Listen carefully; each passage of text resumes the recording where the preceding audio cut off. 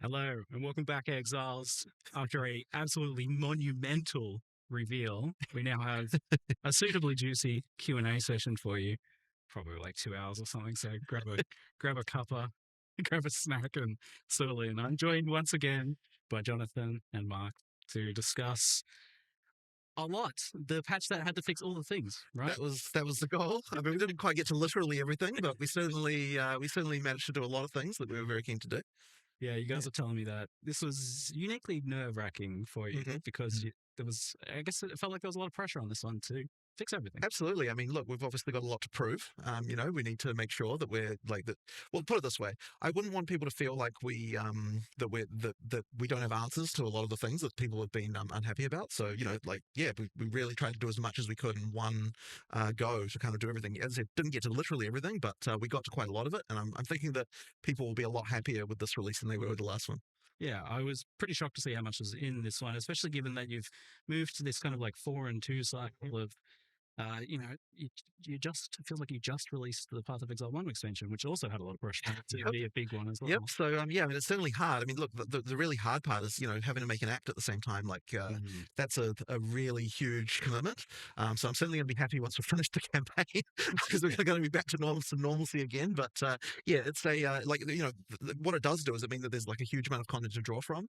There's obviously a huge amount for players who are not necessarily the in-game players as well, because you've got all of the new campaign stuff. So it's like a pretty big deal for all that stuff. But it also meant we could take a bunch of that stuff and move it into the end game too. So the end game kind of sees a big expansion as well.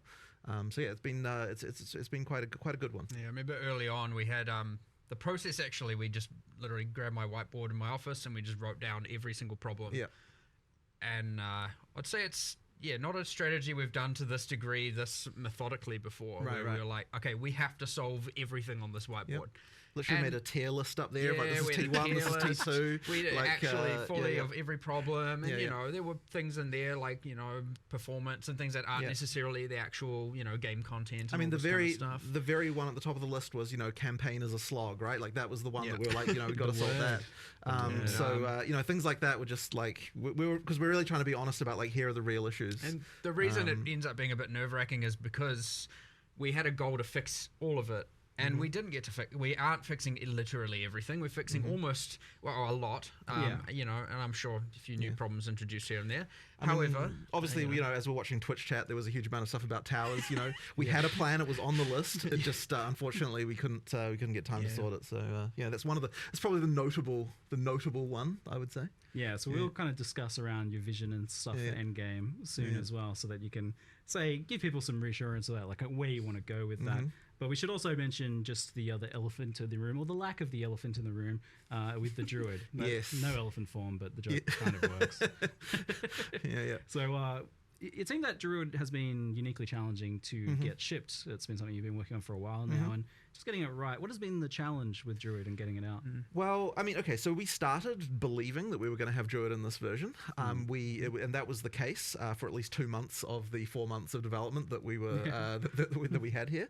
And obviously, like a bunch of work had gone on before that as well. But at some point, we realized, that we don't want to have the mistake that we effectively had with 020, where like we put a huge amount of effort into the class and then we didn't get time to fix like all of the concerns that people had outside of that, right? Because obviously the same resources go into making a new class as go into balancing the old ones and making all that stuff, right? So if we don't have the balance in like a good place, it kind of feels a bit bad to like be throwing in a class that's kind of effectively disrupting that. So then what that meant was at some point we're like, okay, since we don't believe we can get both the class and all these other balance changes we want to make in at the same time, it's actually better to cut the class and then have the balance changes instead. So that's what we ended up doing. And obviously it was like a really hard thing to cut, because obviously like, you're going to have another one without a class. Like it feels really terrible. Yeah, but we've got the philosophy now of like we have to make sure that we're in the release month that we say we're going to be in. So therefore something had to go, and unfortunately that was it. But it means we've obviously got a huge head start for when we actually do it next time. And I mean, look, there was so much stuff that was cut. Like even as large as it is, like there's like ascendancies and all sorts of stuff that was gonna be there, and we'll get to it. But more important to just make sure that people are happy with the stuff that's in, and make sure all those changes are great, and make sure obviously you've got answers for stuff, right? I imagine for Druid, it's it's a big part of it's just the fact that the shape shifting, getting it looking and feeling. Yeah, right, yeah, no, I mean probably it's really, a huge really deal. challenging, right? It's hard.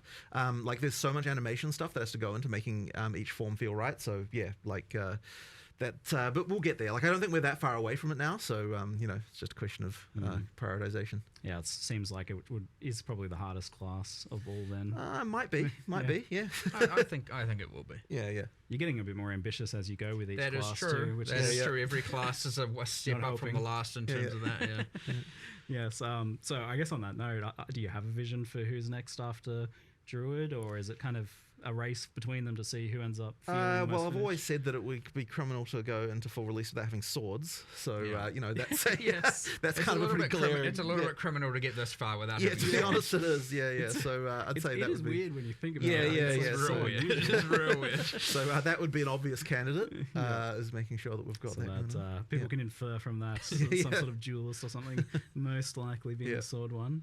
And as you said, the ascendancies are just kind of the same boat as you weren't satisfied with where they were at to be able to get those in. So that's the things you missed, but that's like the list of the things you missed. That and doing something with towers. So now we can talk about kind of what you have done. We'll jump into endgame first, since I know the towers and stuff have been a hot topic for people. So we'll talk about the endgame. This wasn't ostensibly supposed to be an endgame update, from what you were telling me, but it still seems like a pretty big endgame update in the end. Yeah, I mean, well, part of that is because we obviously get all the content that we produced for the campaign. We get to make all the endgame versions of that. Yeah. That obviously adds quite a lot, but we did want to make sure that we weren't just being like, okay, so we're adding a bunch of bosses. Like, we wanted to make sure that the more epic ones that we added to the campaign have some new mechanic for them on the Atlas as well. So that's where we had those various mechanics with, like the sandstorm and that kind of stuff. Yeah.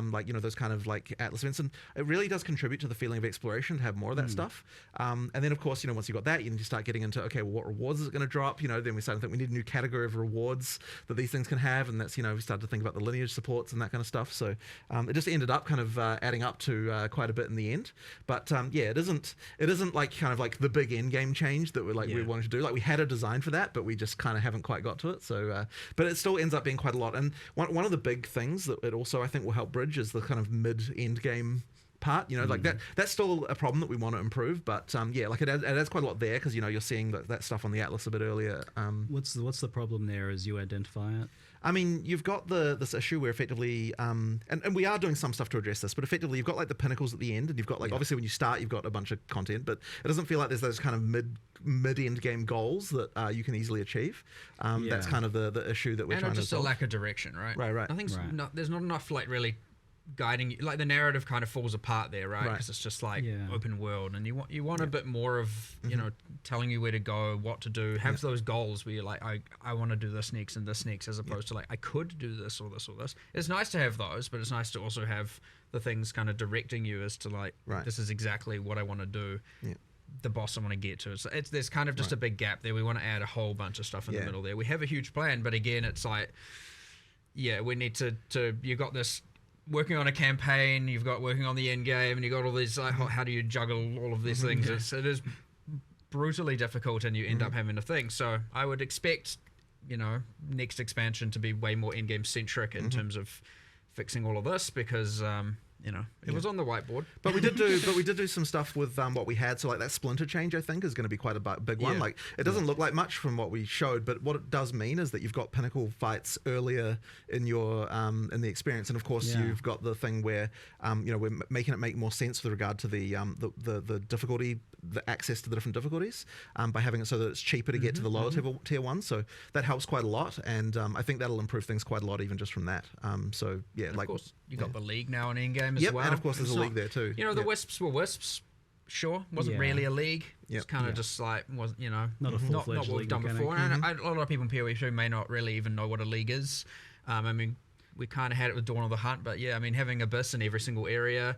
There are Abyssal icons you can find on the map. You can't add them because they are in every area, the Abyss. So, and you have, different the waystone crafting and stuff like that. So there's a lot of end game just added by the league's existence as well. Plus a lot more combination of the league mechanic with other mechanics as well, which is something that I'm always keen for with leagues, is like have a bit more interaction.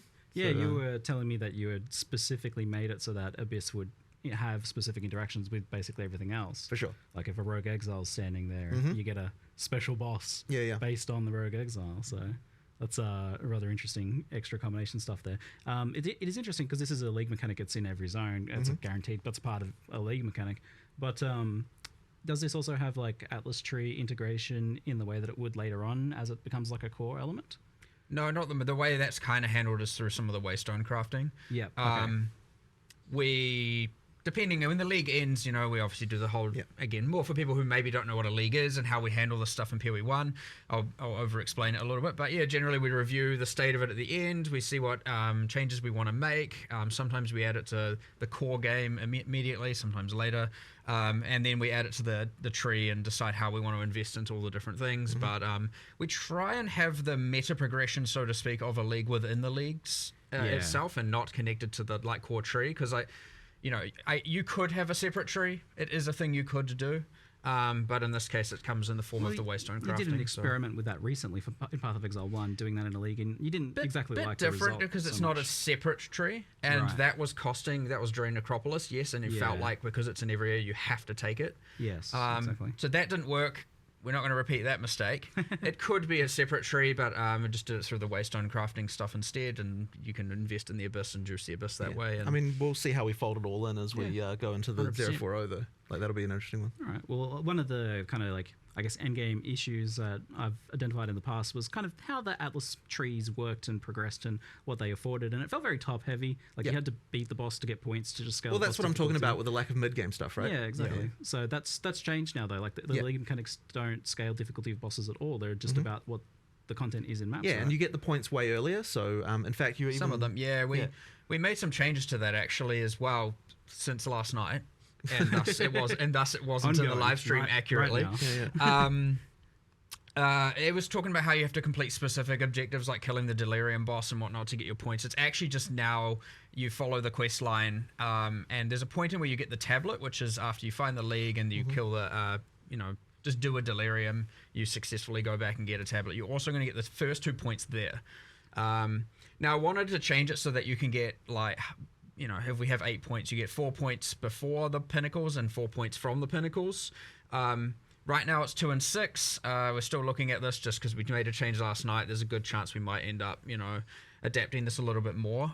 So it's even, the first 2 points come even sooner and even more obviously. Like you don't have to RNG into finding a boss in order to get those first 2 points now, which was mentioned there. No longer going to be the case. But we just want to really make sure we're smoothing that progression through, getting that stuff earlier, all that sort of stuff. So the other thing, was you've got this kind of world map. It seems to be exploration focused. The recent updates you did in Daughter of the Hunt actually, I felt were a big step forwards in that regard. There was a lot more exploration with the new unique maps, and even towers. I felt like when you're using them as an exploration feature, work quite well. Like they leapfrog you to your next. You see that next unique map over the hills, and that's like a cool motivator that pulls you through, and that helps with that mid game issue you were talking about. Is that kind of the goal, is to make this like really exploration focused? It's certainly something that I really love, and the more things you add to the Atlas, the more it feels like you're finding things. But yeah, so we definitely appreciate the concern with towers being that you've got this tension between having to turtle in one location versus explore. Yeah. And so that's something that we need to look into addressing. But I don't want to kind of talk explicitly about exactly what we're going to do here, just because there's obviously a lot in flux there still. But it's something that we understand the problem, I would say. I would understand that there's an issue, and so we will be addressing that a bit later. Yes, the brand name of towers seems somewhat marred currently. It seems like almost no matter what you do with them, there's going to be some sort of maybe just delete towers because we have the bad association with it. That is a concern, but I suspect that we'll still want to keep them at least for just vision. Even if we remove the mechanic and do other stuff, we'll just keep them there. So I still think it's fun to just find a tower just to get a circle of vision around it. So I don't think that's the part that people are unhappy about with them. So therefore, it'd be fine to keep that and move other power sources and other things that you can do somewhere else. And I even like the empowering the maps, because that is an element of control, which is another thing people. Well, I still want something that does that. I just think that it needs to work differently than how it works. I guess the issue seems to come down to, from what I see, and maybe chat might have other things that they mention about their issues with towers, but the issue as I see it is about that feeling that you still need to be stacking tower mechanics on top of other stuff. And if you're not kind of bringing all those things together, then it feels like you're wasting time. My fundamental issue with them is the way that you know that something sucks before you even run it, and that's always bad. Yeah. Like effectively, it's like, okay, like if you're running maps that don't have a tower around them, you're like, okay, well I know this is bad, or and so I feel bad because like I just have to get to the next tower, and then like when you've done one tower, but you know that 2 tower overlapping is a thing, then you're like, okay, well I feel bad running a 1 tower overlap thing when I know that 2 tower stuff is a thing as well. So there's just this problem of like, you know that it sucks beforehand, and I think that's never a good thing. Like it's actually the opposite of the action RPG philosophy of like, the reason you have random drops is because like, you know, any monster could be the one that drops the next thing. Exactly. And if you don't have that, then it's like you feel bad for playing the content because you know it's not the best already. So you need that like random element more. So there needs to be some adjustment to make that better. Yeah. Do you think that's like bringing up what the base map experience can be in terms of its upper potential, like adding more interesting confluence of variants? I mean, look, I always like more interesting combinations of stuff to happen, but I don't necessarily think that the core problem is like lack of ability to juice things. Like I think the core problem is to do with the fact that like you don't, like, you know when it already sucks, as I said. Like it's just kind of like that thing there. So we need to sort of like, there will need to be some approach to solving the making it more controllable, like it, like you know, more deterministic in some way, like, you know, just something along those lines, so that you can so that you don't have this feeling of like, because of, you know, because of a thing I can already see that sucks, that this experience is going to be worse than what I'm hoping for. So somewhat related to this, another thing I see brought up all the time is being able to kind of choose what map you're doing, and just being able to exert more elements of control. I saw a post in chat just there that was like the idea of being able to kind of erect a tower where you want it, rather. Like, is this element of like being able to choose your maps a little bit more, or have a bit more influence on what's happening? So I think having control over what content is there is good, but I don't know that I want to lose the fact that you still have the Atlas fundamentally where you like the actual map areas you get are random, and part of the reason for that is that it gives us a lot of opportunities to do interesting things with you know, like different maps can have different things that they drop and other stuff like that. Like there's a lot of that sort of stuff that's like quite nice. Like you can actually have a unique map be way more powerful if like it's kind of, you don't know exactly when you'll encounter it. So that kind of stuff is quite nice, and we want to do a lot more as well on the Atlas, like just more stuff to find. Like when we get to 040, I really want it to be that, like, you know, you really feel like there's just cool stuff in every map that you might be finding that's like you know, that's way more interesting. And as I said, that stuff, the problem is if you have full control over literally being able to run the same map every single time, like the same like base area, it means that you don't have the ability to say, okay, well this map can randomly have this thing that's just like really awesome that, you know, always drops a unique or something like that, because then you're just going to run that map over and over and over. So I still like some ability to have to find the good stuff in the Atlas, but we just need more control over what mechanics you can spawn there and that kind of stuff, and like not having the experience of like, if I didn't get this exact overlap, then I have this bad experience. And that's where exploration actually comes from as well, is having some element of not having that control as well. So maybe it is the case more of just keeping, like, juicing up that exploration aspect of it even more. Anyway, that's what it already felt like a big improvement with that last one, and we're getting the new maps and the new mechanics and things scattered in the zones as well. So it seems like there's a fair bit more going on. The main point, like, we did what we could, 100%. And you know, 040 expect a lot more improvements there, but again, we focus more on everything else. There's a, you know, an insane amount of content there. You know, it's we wish Towers was in that list, but it will be. Don't worry. These things are coming. We're aware of the problems. We are aware, like 100%. You know, it was expected when we got to that section to see a bunch of. And I think a lot of people are going to be getting a chance to experience some stuff they didn't experience because it came later in last league, and maybe they had tapped out before then. So there's a good bit of extra stuff to explore there, maybe with this one. We'll loop back around to Endgame if people have more questions that they post and that we pull from the chat. But we'll move on to the Act 4 and the Interludes, because that's a pretty big thing. Obviously, getting rid of Cruel was a priority. You wanted to do that as soon as possible. There's been this problem that you were laboring over for many months about how to do that, how to add Act 4 without having to add the rest of the acts all at once, or do some weird thing. Yeah. Well, you've come up with making more acts to solve the problem Yep. instead of So there was certainly some skepticism when I first proposed this about like how can we possibly do that? But basically, the main thing there was that like okay, so the interludes are not exactly the same as an act in terms of like like each one of them is like a straight line, like you're going from here to here. There's no like like different. There's no complexity around the plot or anything. It's just like a single goal of like someone's telling you to do this, go deal with it. There's bosses along the way. There's new areas along the way, but all of that stuff we can use in endgame as well. So that means we're not kind of wasting any of the arts. The only thing we're really wasting is like a kind of like a little bit of like storyline structure around it. But as I said, it's not nearly the same level of like narrative structure as what you get in like a full act. And that's something that and ultimately what we realize is to get from the end of Act 4 to the end game level, all you need is like 20 areas roughly to kind of to bridge that gap.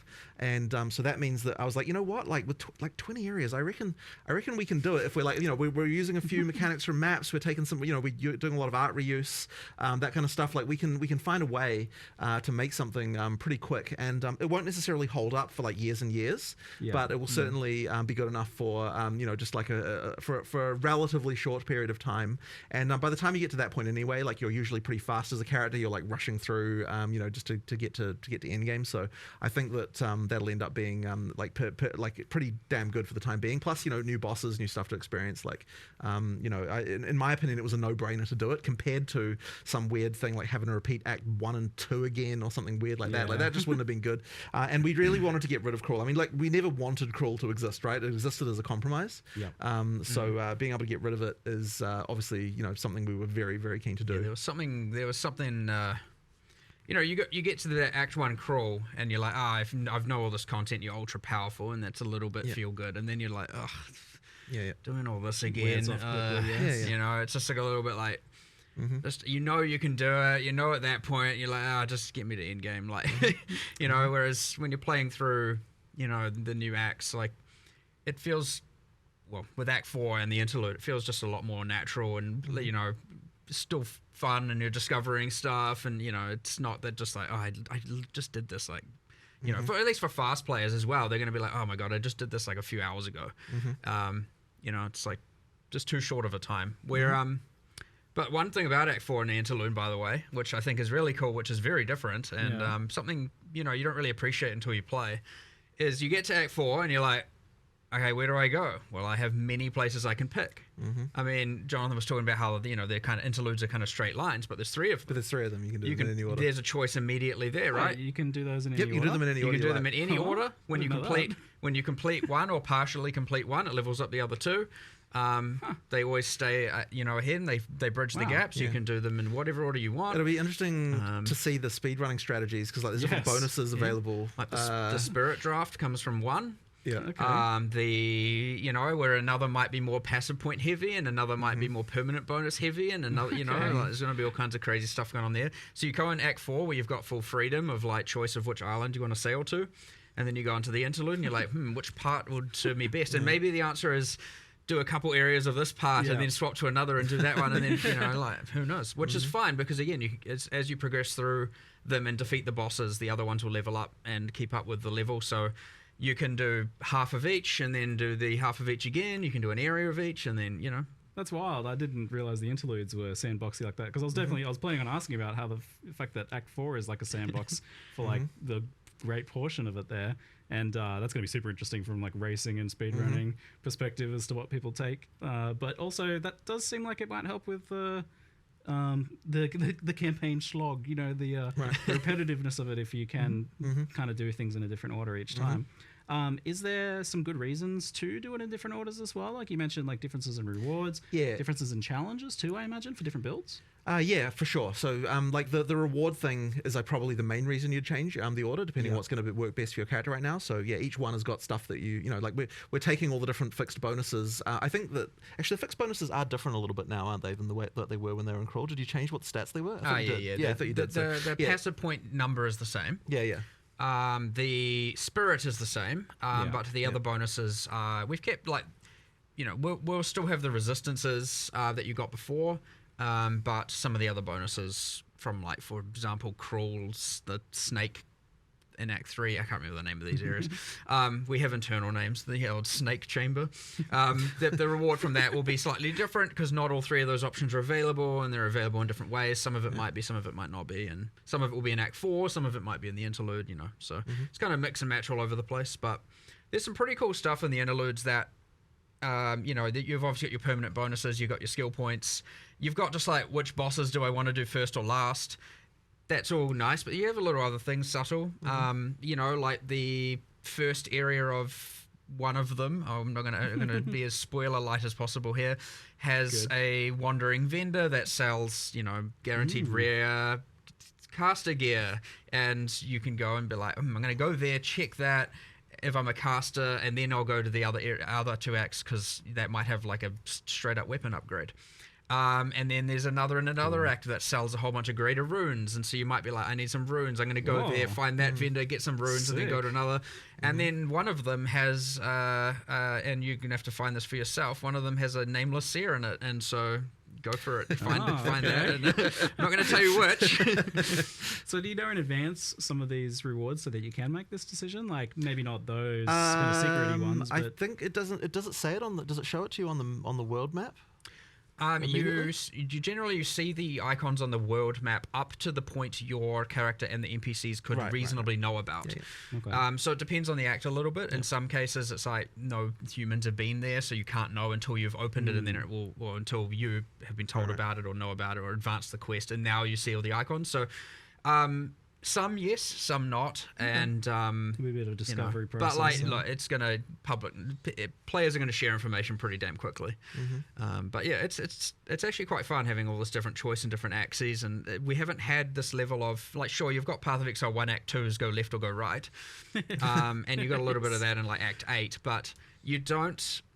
Get this much like parallel things going on like this in a kind of interesting way. So it'll be. I suspect it'll actually last a little bit longer than we anticipate, given how we had to put this kind of 3-part thing together so quickly. Last a bit longer in terms of like players finding it fresh and interesting. Yeah, that's the hope. Okay, good. All 3 interludes kind of appear on one world map, so you kind of got 3 parallel tracks you can see on one map. Cool.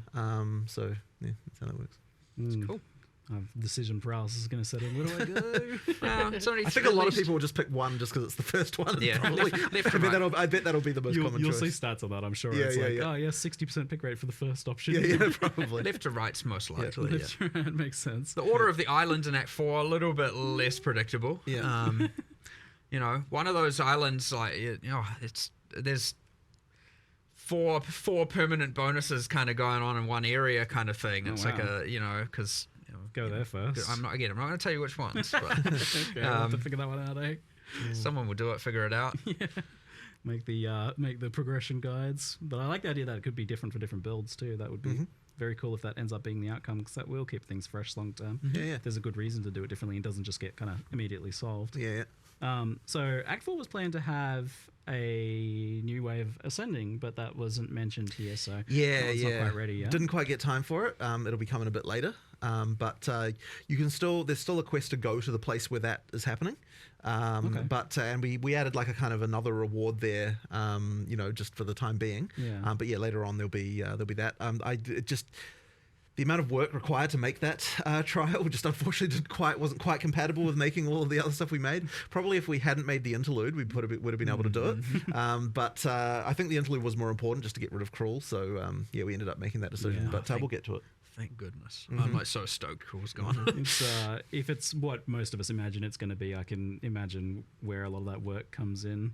So hopefully you guys, is it something that you'd like to get ready for next league then, it sounds like? Well, I don't want to promise anything because at this point we're in the mode of like, we'll cut stuff if we need to make the release happen.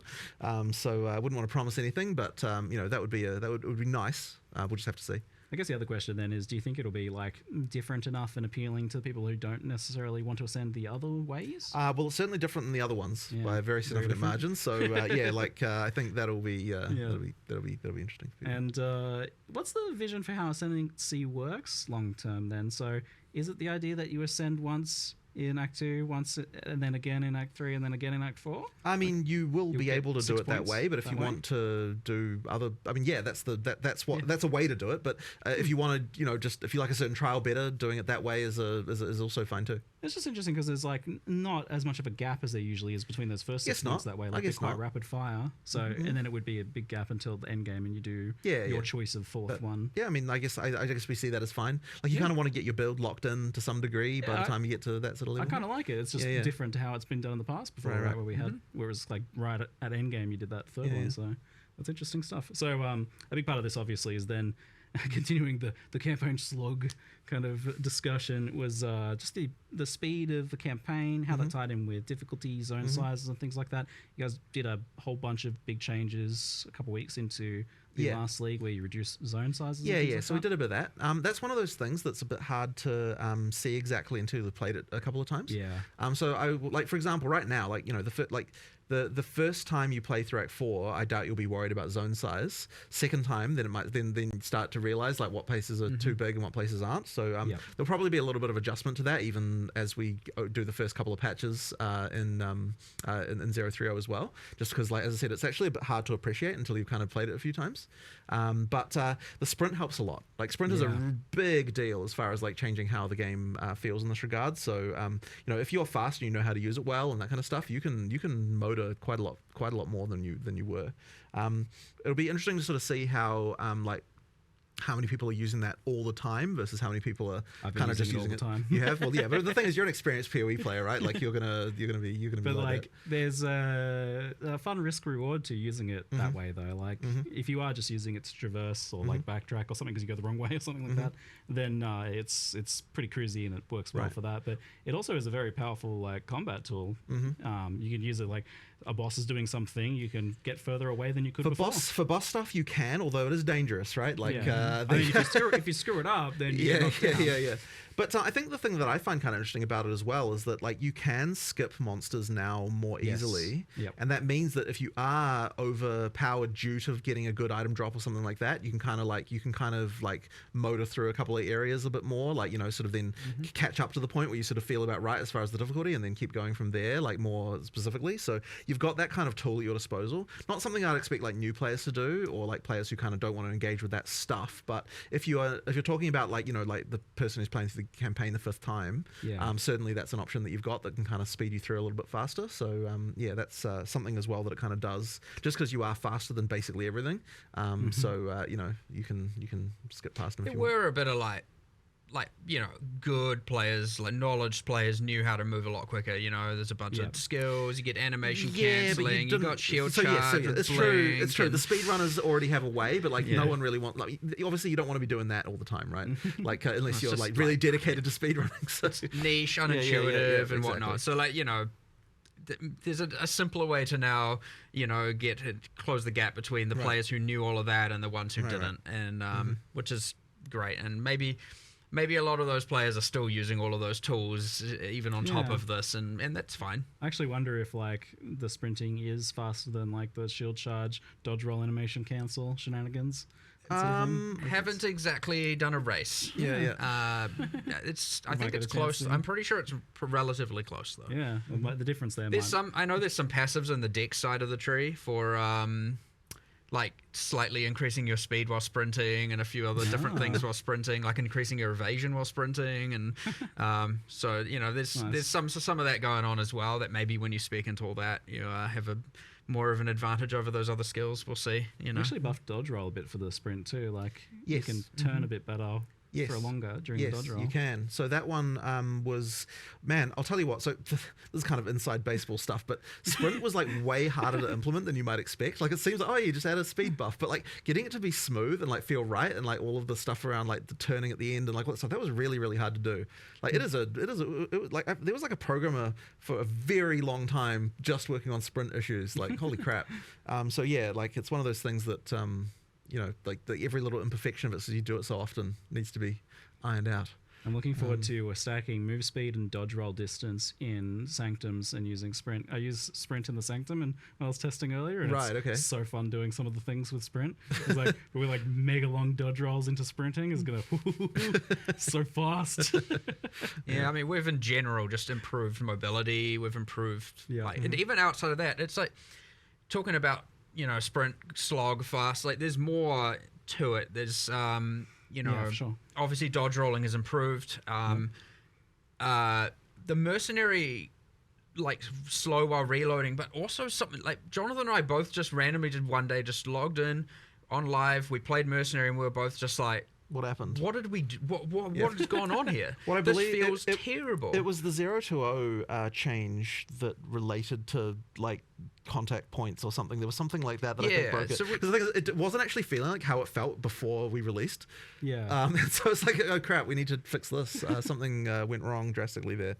That one really improved it. But we also made a change where you're a little bit faster coming out of when you're using a skill while moving. Yeah, you're a little bit faster coming out on all classes. So that actually affects the Ranger and the Sork as well a little bit. It's not like at first it seems quite subtle, like but when you play it side by side, it actually makes quite a difference, even though it's a relatively subtle change. Like it worked as well. And then you've got things like with the block being faster, like you're just overall more mobile, with a lot of the stuff. Like I think it's helped a lot.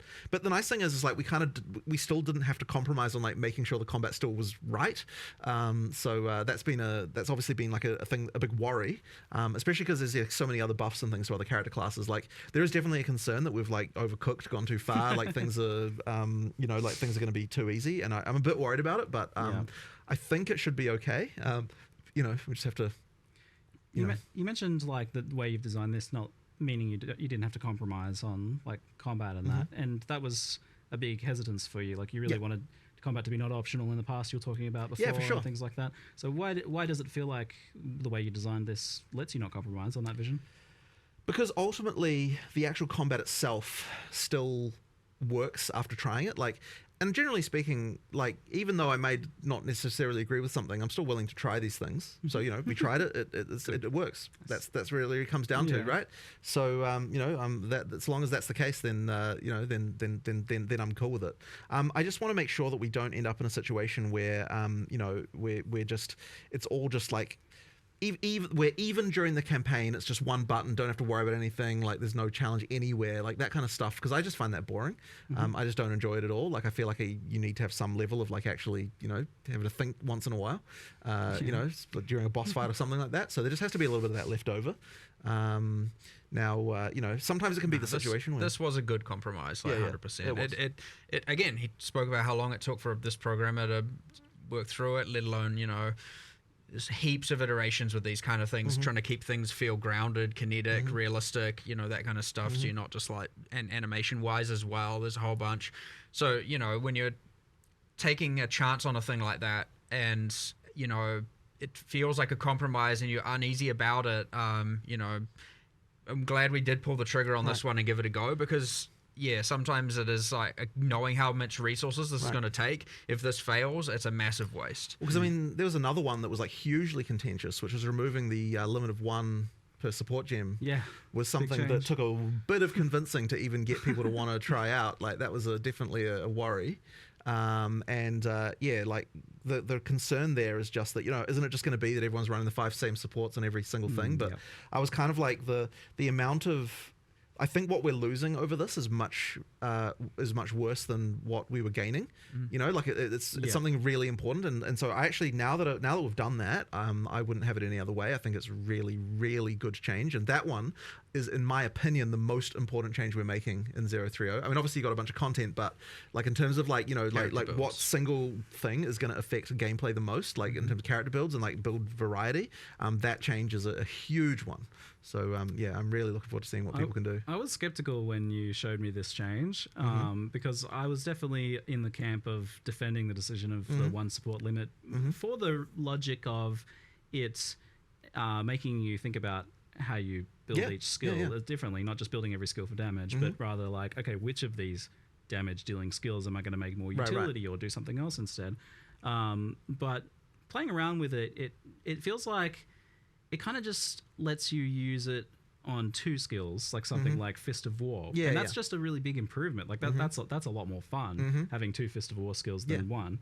But like the skill design is nuanced enough and the supports themselves are nuanced enough that you do still seem like you end up with a lot of variety. Yeah, it definitely works. Like it's funny because in the end, it feels like the concern that we had was more theoretical than it actually was real, and that's why it's really important to actually try these things. Like, and I would say that if the supports and skills were designed like how PoE1 was, then you totally would have ended up in exactly the place that we were worried about. Right, yeah. But because there's a lot more going on with the way the skills, or just like there's a lot more thought being put into like the exact ways that skills interact in PoE2, you kind of end up being fine, and it just ends up being better. So I'm really glad we tried that one because it's super important. Yeah, and it seems like lineage supports take over the role of this one gem a bit more. They do. So basically, right at the end, you've got the thing where you can only have one of each lineage support per character, but that's kind of like none of those are like... Okay, so you know... Something like multiple projectiles or martial tempo, like these things are super important to kind of make skills even viable at endgame, whereas the lineage supports don't have that same thing. So we effectively get to keep a little bit of that like interesting decision stuff, but only right at the end when you're kind of at the top end and you're thinking about like hyper optimizing specific stuff or like with interesting mechanics. So we still get to retain a little bit of that there. It's definitely a huge buff though, like this change. Like I've been playing Warrior and I almost feel like saying the new Warrior because it's not any one specific thing. Like the support gem change, the sprinting change, the faster while blocking, being able to block everything, it was way more impactful than I expected. Weapon swap instant. Weapon swap is huge. That's like it's the sum of all these small individual things, and honestly, it was quite hard to design the live stream what we were showing for this reason because it's like it kind of ended up being just like a huge scatter shot of like all sorts of little things, and it's sort of hard to appreciate the sum of it all like adding up to a much better experience. But I mean, obviously, there's like really big things like you've got the infusion stuff on the Sork, which is like like radically, visibly, obviously changing the class, but it's like when I'm making a case for like why is the warrior better, it's kind of like you got a few new skills, you got like a few different mechanics, but like together it just kind of comes into something that's like way better than it was. I've spent the better part of 2 days trying to put my finger on what it is exactly that is making that, because you were asking me like whether I'm worried that the warrior is a bit too strong.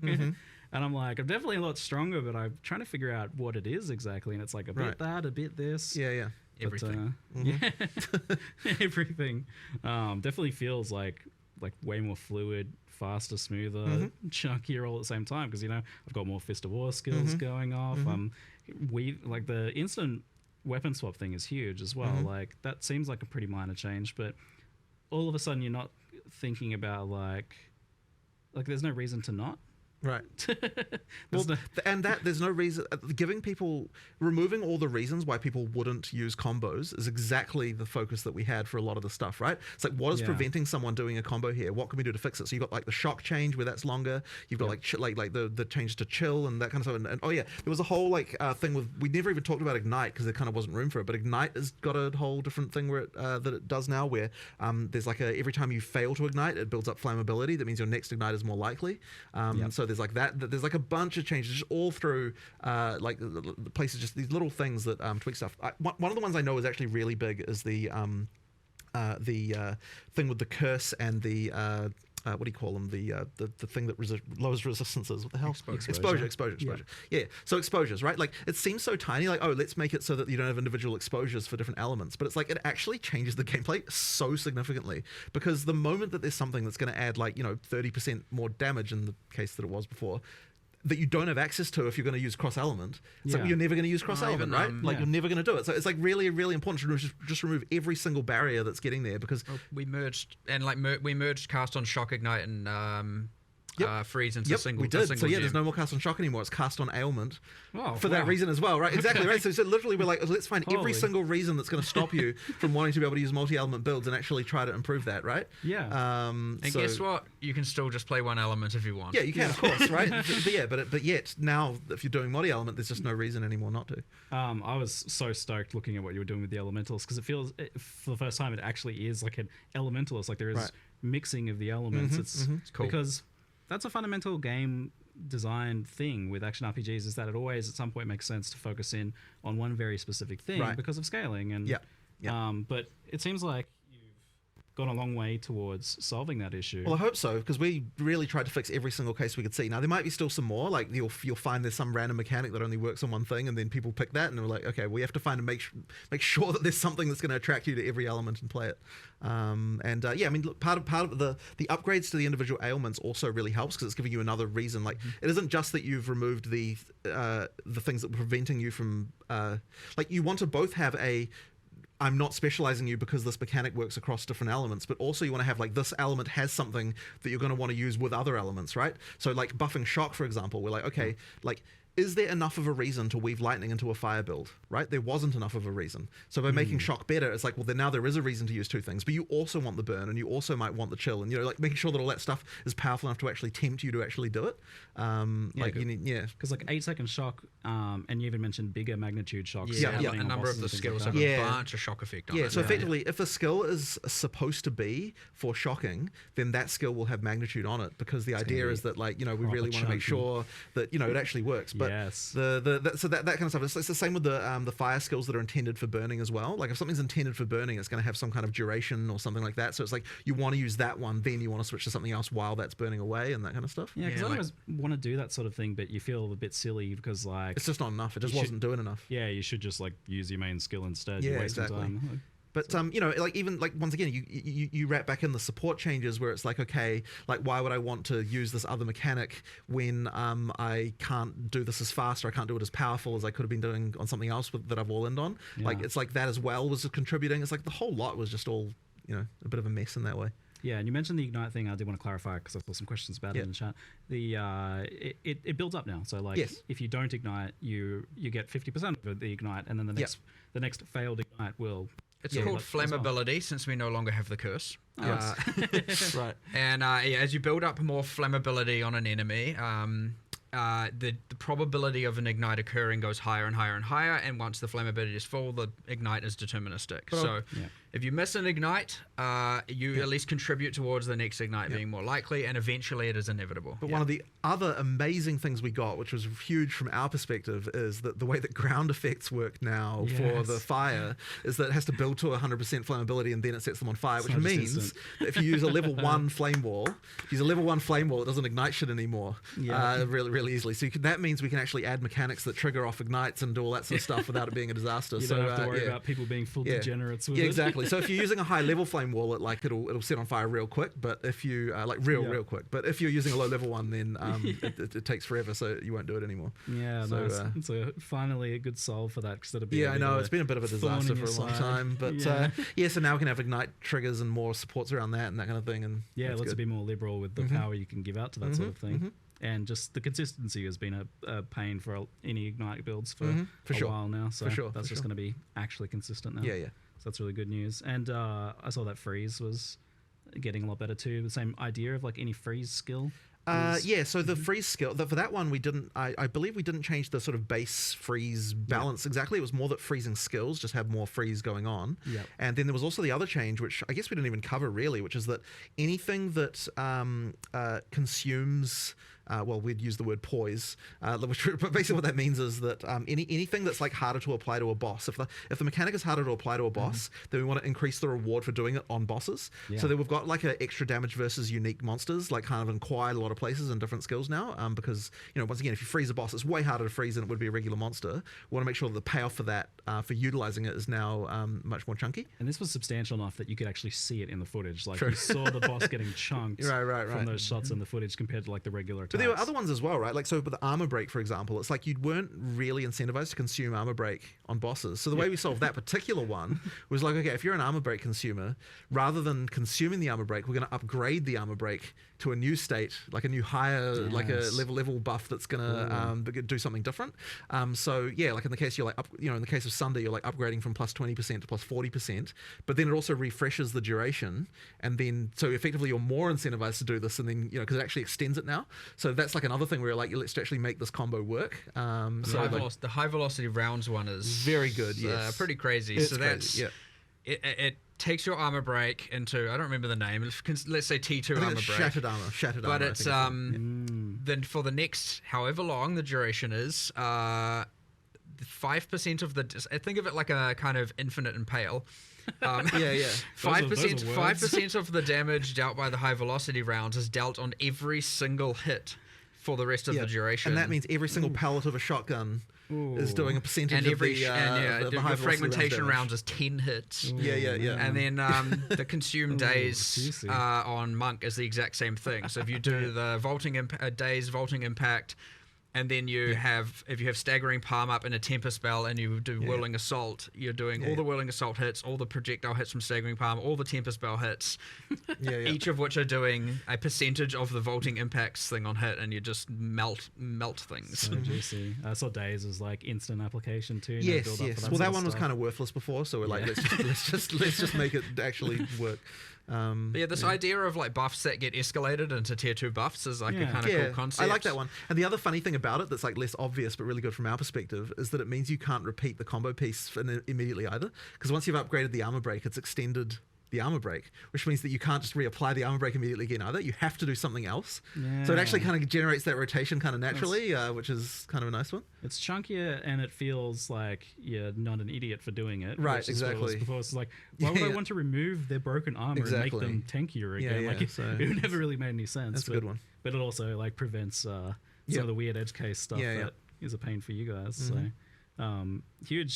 huge improvements there. There's a lot to take in with the supports and skill changes and things like that, but it's like with the amount of supports that are getting added now, and now tiers of supports and lineage supports, do you feel like there is a point where it's a bit much for players to like take in? Like, well, so I've got something.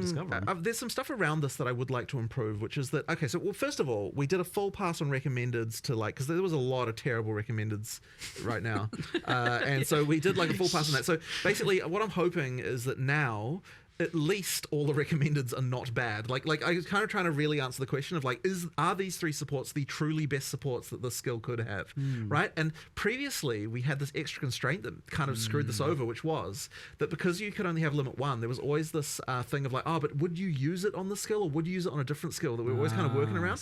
Now we can just be like, what are the 3 best options, right? With no other constraints, right? And so that means that like that immediately makes it easier for us. But I think the other issue was that what it was, the whole like, there's too many supports thing, part of it was because since the recommendeds were bad, you kind of had to go to that other screen where you've got all this other stuff. It's like, if you actually rely on the recommendeds to be good, it's like, the fact there's a bunch of supports doesn't kind of matter as much. I remember we had a ranger with the 10 skills, 50 supports, and it was 2 out of 50 were recommended, I think, for the skills they were on. I'm like, yeah, it's a bad sign, right? And so if that's a bad sign, if your in-game ranger is that, it means that if the player who's following the guide that we have given them is not only not being rewarded, they're being punished because we're making them make wrong decisions. Yeah. So I'm sure there'll still be a few that are incorrect on there, but like hopefully it should be way better. And the other thing as well as I'd really like to do is I think that we might want to get into starting to recommend more stuff, or maybe even like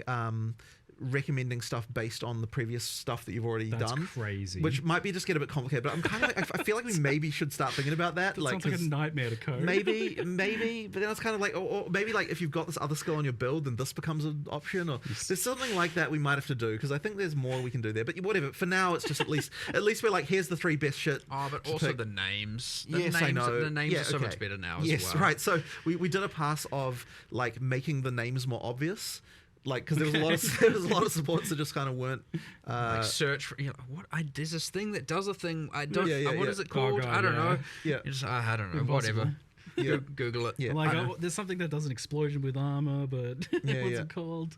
Well, that one should be obvious, I think. But armor explosion. But that's what it needs to be like. No, I'm pretty sure it is called that now. Yeah, good. But I remember just being like, if I'm struggling with this, so many people must be struggling with this. Like I remember to build or whatever. Right. Yeah, it was not the most intuitive of systems for sure. So massive step forward in the UX, the understandability, all of that stuff for sure.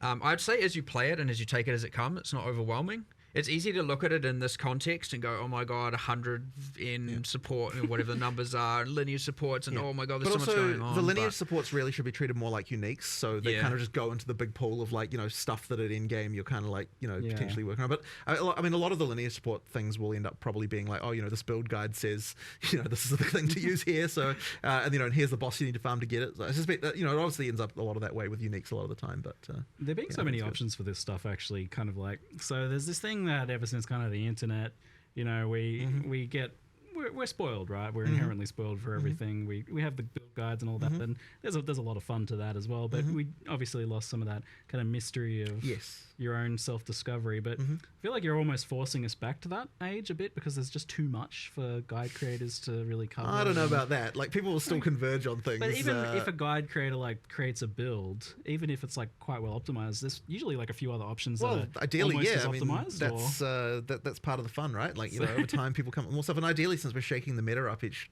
league as well, like, you know, there's still new stuff to find. I mean, that's, you know, like, I think that Path of Exile is actually a game that still has that because of the fact that there's enough stuff and there's enough meta changes to actually cause it to be that there's still cool stuff to find that no one's discovered yet. Which is, there's not many games like that really that. Still I don't really think I get that as much from Peri 1 anymore, but well, Peri 2 is getting that. I guess so. But I mean, that really just comes down to the amount of meta shake-up that happens, you know. Yeah, I guess so. Yeah, for sure. So with the sheer amount of like supports and things, have you taken a look at how we obtain like sockets and get a 6-link, and how hard it is to do that, and how many we get?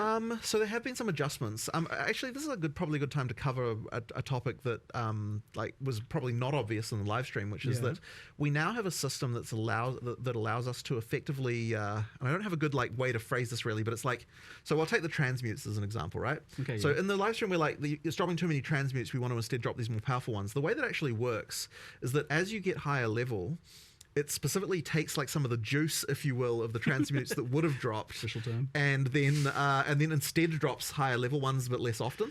So the kind of the idea is that it's like, you know, we're getting rid of the crap you don't want, and kind of like making higher, like better stuff that you just get less. So good. And we're actually we've actually changed over some of the ways that, for example, the way that uncuts now drop as you get into the end game as well works that way. So it's like it effectively turns. You're getting less uncuts, but you're getting more of but they're turning instead into higher level ones, and like that kind of stuff. So like that'll change the game a little bit. Now I don't know if we're going to have that exactly perfectly right in the very first version, but effectively that should mean that you the way it makes that feel is kind of better in terms of getting those upgrades. So I'm pretty sure that I'm not 100% sure of this, but I'm pretty sure that the jewelers have also been changed to use that system instead. For the very top one, I think. You did the change. I wouldn't know. I think that one's been changed. But there's effectively like so what you get there is we're still trying to make it so that you get enough of the low level currency that you can still do map crafting, because obviously you don't want to burn the higher level ones on that. But what it does mean is that you know, you won't need to do as many crafts. Like just the bulk of the number of crafts you have to do to get decent stuff will be better, and you won't just get as much just the crap that you don't need. Now, I will say that the perfect exalts are not common. They are quite rare, and there's also the drop rates to an extent that's much larger than previous stuff, because of the way that works, are much more controlled by the level. So at the difference between the eye level 78, 79, 80 is quite large in terms of the percentage that gets converted. So there's a little bit more going on there, and then eye level 81 and 82, you know, like from rares and uniques. Yeah. That is even more. So like you kind of there's a little bit more of that going on with that to make it you know, you can cube them down, right, as well. You can so down cube. You can't up cube. You can down cube. If you're SS, So that's probably not a word we should be using. But you can split them apart. Like if you're an SSF and you're not getting enough of the basic stuff to roll waystones, and you happen to be getting some of the higher tier ones, and you don't need them for your gear, downgrade them so they can and split them into 3 so that you can apply them to your maps, you know, like that's there. Interesting. Criminal to split a perfect exalting. Well, no, you wouldn't do that, obviously. It's more about the greater one going into the other ones. Exactly. Yeah, nice. Yeah. So kind of on the topic of like the sockets and the gems and things like that, what's your kind of like expectation for like when a player would have like 1 6-link or even multiple or all 6 links? Is that a thing that you think players have now, especially with the support gem change? I don't know that we've necessarily changed that for 6 links too much. For the For the lower ones, like for the 5, Yeah, we did add a few more like specific drops around during the campaign, and like a few more things like that to kind of just make sure we really wanted to make sure that there's a bit less randomness for that part. For the 6 though, it's still kind of like supposed to be the peak, like top end stuff. So it's really the 5 that we want to kind of make a little bit better as far as like we guaranteeing significantly changed the drop rates of these as well in 0.2.1. That is a good point, actually. Yes, like so if you haven't played since then, it's a bit which of a was a decent time into the 02X, series, Yeah. and the drop rates of these did significantly go up. Yeah. Because it is worth mentioning, of course, if you didn't play post 021, then you've probably got a very different experience from what the drops are now compared to what they were before then. Like we made a pretty big difference there. Yeah, the changes that you did over the first few weeks and stuff. So just worth mentioning that's still a thing, right? Like we still have those changes too. So if you stop playing after like a week or something in a 020, the item drop stuff changed quite a bit. Yeah, and is it kind of the same thing for like level 20 gems and stuff like that? That's something that's I'm not meant exactly to be kind of like a chase long term. It is supposed to be chase, right? Like getting those higher stuff. But one thing that you shouldn't get anymore is the just like spam of crap you don't need as far as the uncuts are concerned. Well, during that 02X when we were looking at item drops and everything, I looked into the gems, and it was okay. So obviously we added that Venter's gamble box, and that was dropping them. And I was like, why does it feel like 90% are coming from that? And we looked into it, and then it was like, oh, these are like only dropping from the way the levels had been set up. It was assuming that the tier 16 maps were 83. Like in PoE 1, the highest tier of maps. That's why they weren't dropping level 20 and gems. so the drop levels of level 20 gems were like dropping from only the corrupted +1 level areas and all of that, and only from super restricted. and so I was like, oh my god, this was just a straight up error. Early So access, okay, it's we went back and we were like, I'm just in a -3 levels from everything there. But that was a 0-2x change, to be clear. That was already fixed. Nice. That was a bit of a disaster. But also inherent items. There was another change. Just speaking of gem levels, it just like clicked in my mind. We've actually what we've done is taken all the wand, staff, skills and whatnot, and we've effectively balanced them. Because the idea is you find your, like, let's say your volatile dead wand. You're going to use that for a while, like if you have good affixes, especially in the campaign. So what we've done is effectively balance them as if they were like 3 levels higher implicitly. And you can now get up to level 20 gems dropping 20 inherent skills, even on unique items, for the ones that did level up from the ground as well. So like those are playing to add to the sorceress and other classes' arsenals. Those are playing more of a role as well, and then you can get with the uniques. You don't get to a point where they all drop level 20. You get to a point where some are 18, some are 19, some are 20, and so you're going to get this like kind of, you want the perfect unique with the perfect level 20 gem with the perfect plus that kind of thing going. Plus exceptional. And the inherent skills should be a lot more impactful and a lot more meaningful now as well on the wand. That's good. We've added a whole bunch more. I think we ended up adding like 10 or so new wands. I think it's 8. Something I think like there's that. 8 new inherent skills, I think was the number. Quite cool. One's pretty There's cool. some quite cool stuff in there as well. These have immediately been reasonably effective. got the like, people have unleashed actually got the used them. unleashed staff finally back in. Oh, cool, For those who were at the OG or the from back in second the day. EXILE con. Way back in the day. So that's been removed off Chronomancer, and a new passive's been added there, and so since There are a bunch of other Ascendancy class changes, by the way, that we didn't cover. Like just balance things and stuff. All the existing stuff seems to have gotten touched quite a bit. But especially in like Ranger, Warrior, and Elementalist, it seems. every class got changes. Yeah. I think. Sweet. I don't think there's one big that we patch were notes coming like some later less, today, then. sure, some less than others, but I'm pretty sure every single class got a change. Yeah. So I think it seemed that you get the access to the level 3 uncut supports pretty quickly. Like it was like Act 3 I found one.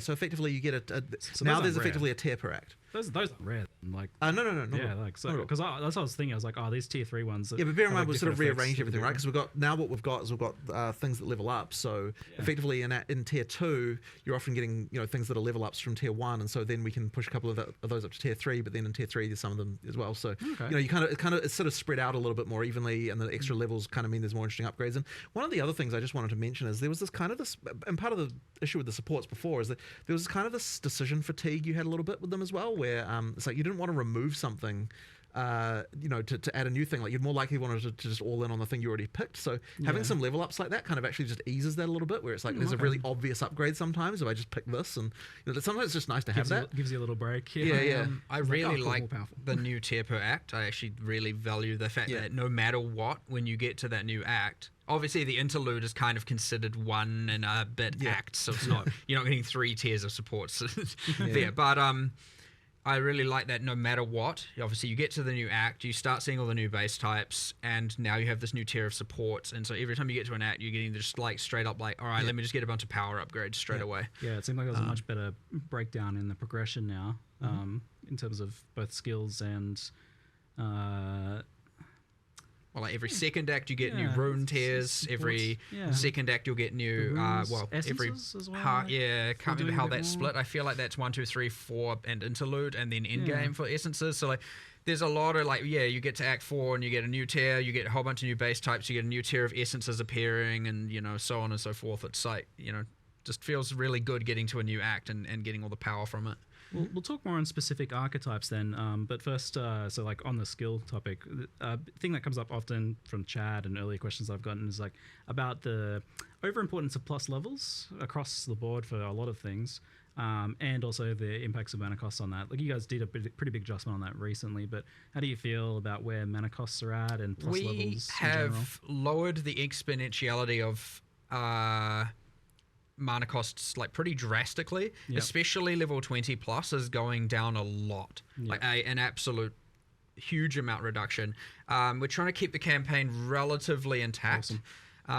There's another, you were talking about the importance of plus levels. Like one of the reasons for this is that a lot of endgame builds especially ended up using something that was using flat damage and thus scaled strictly from gem levels and not from your weapon's damage itself. And as a result, what a lot of people were using was, what's this magic weapon with just plus whatever the number is, 7 or something. We've actually changed quite a lot more things to be weapon-based scaling. Around the place. Obviously not on the sword. What's kind of like an example about that? Like, I mean, everything that was flat damage, all those unarmed skills, all the obviously different. With Hollow Palm gives you damage a different way.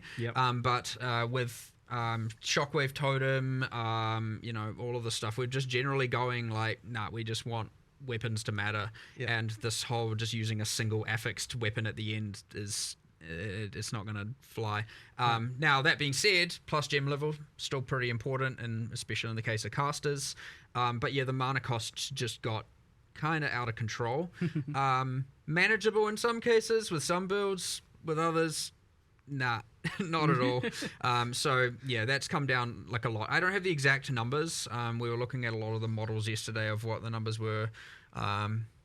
Changing to, and I was like, look, I'm happy with the 21 plus, but there were some changes towards the later campaign that I was like, no, I don't do those, undo that change. So we're fiddling with the numbers a little bit, so that the intent was to obviously have it so that when we post the patch notes, we have something that's relatively correct. But of course, we like to tweak these things all the way through to the end based on testing. So we'll see how it goes. But yeah, 20 plus in particular, way down. Cool. Great. It got out of control, like actually out of control. But I know that conversely, you do want mana to be a thing that you actually interact with. So where do you kind of want mana to be on a build by build basis? Like, what's the expected kind of like player solve? Or and as you can see from something like the new keystone we added for leech applying to elemental, like ideally, especially right side of tree, you can speak into some leech. You got your monk, you got your ranger kind of thing. Ideally, being able to just solve your mana problem with leech almost entirely. Nice. You have obviously attackers in general are meant to have cheaper costs and do have cheaper costs. It is something an int character is supposed to have to deal with. To at least some degree, and I'd say that is relatively the case most of the time, especially when you start to get gem levels. it's just part of that puzzle for those characters, and that is intended. Now, it was too extreme, obviously. So that's come down, but it is still, you can't just get away with not investing into it at all. I generally, when I try and play on live, try and play the thing people will play in the least. Nice. So that I'm most equipped to be able to deal with the rebalance of it. So I just played a sorceress for the last league. I actually enjoyed the solving the mana thing, but yes, then once you have your plus, I can't remember all the values, 6 on your wand and 3 on your amulet and all of that stuff, you're just like, oh my, this is insane. And then certain skills just become completely non-viable. And, all of a sudden the triggers are just like, goodbye all your mana. And then you have, all that. And I was like, I had mana on every single slot, mana regen on every single slot. I had probably a third of my tree in mana, and like my damage wasn't a problem, but I was like, okay, this is just going too far. And like, and then I'm like, and I'm still doing far less damage than, whatever, some other build that's had to not care about it in the slightest. So, missed the mark for sure on that one, but, it should be a pretty drastic course correction on that front now, yeah. I like when you actively suffer in game for us, Mark. Good changes come out of it. Well, the trade suffering got to a point where it's like, nah, this needs to stop. It got so much worse last league for me. I was like, seriously, just like, I'm so done with the AFK. Just please, can more of you be at your computer? And then it's like, well, we have this plan, we have this system. Let's just bloody get it done, so that we don't have to deal with this ever again. But let's talk about trade then. It's been a long time coming, much asked for. It feels like we don't have a thing to ask for now. Like, I don't know. I feel a sense of loss almost. For now, we'll find out. But Every trade system eventually becomes a problem somehow. So we'll see what happens. But yeah, obviously the intention was to try and fix all the problems that people currently have. This has been a big thorn in our side for a long time as far as like issues are concerned. So I'm glad we've finally got something that we're kind of happy with. I'm really hoping it's going to turn out well. Obviously, one of the things you just can't really test. Yeah. Because you can do every theory that you want, but when you actually needs to be real. Economy needs to be real for it to actually make sense. So yeah.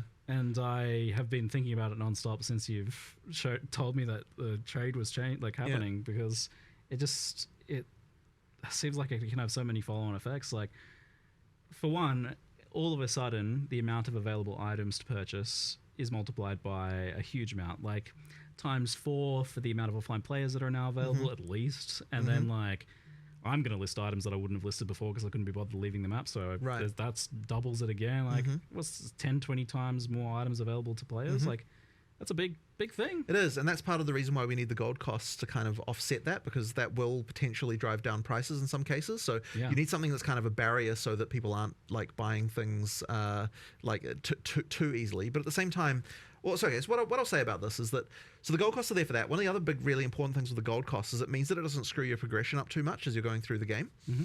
So effectively, you've still, as your first, going through your first experience, the prices have a bit of a floor, so that, like when you're in like Act 3 or something, like, yeah, you can afford stuff, but you can't necessarily just buy a whole set of gear, like out of nowhere, that kind of thing. So that's kind of important. And then the other thing as well is it stops any kind of, well, maybe not completely stops, but the hope is that it'll stop botting of like, high frequency trading, that kind of thing, because, that in order to be able to flip items, you would need to run maps to actually get gold, right? Because you can't get any other way. So effectively what that means is that you can, it's going to prevent that kind of thing from being an issue too. So the hope is that this should be a situation where we don't get like catastrophic hyperinflation or something annoying like that. And if we can achieve that, that'll be really good. We did pitch the gold prices on the high end to start with, because we're a bit afraid. If it turns out everything's fine, we can lower them down a little bit, but they'll be a little bit high to start, just because we're a bit afraid, and we don't really want to have to jack them up after they when they were low.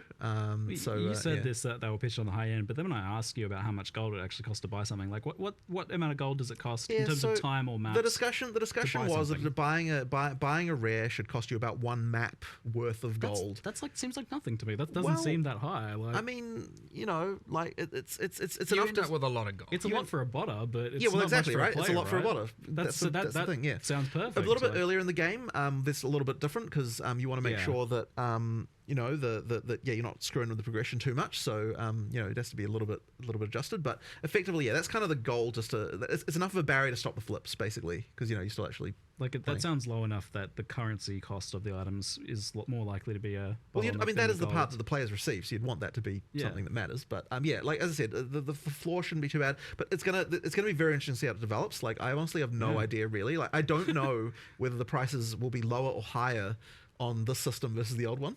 Like I actually don't know whether that's what's going to end up happening there. Like I've got theories, but it's like there's counterexamples too. Like it's very interesting to sort of to think about that. So yeah, normally you have this effect where like prices bottom out for like usable, decent to bad items. Like they go down to 1 alc. But the problem is then at the same time, people don't want to make those trades, so their minimum price climbs. It goes to like 5x or 5c or whatever. It's like the minimum that they would even leave a map for. So that kind of created a floor before.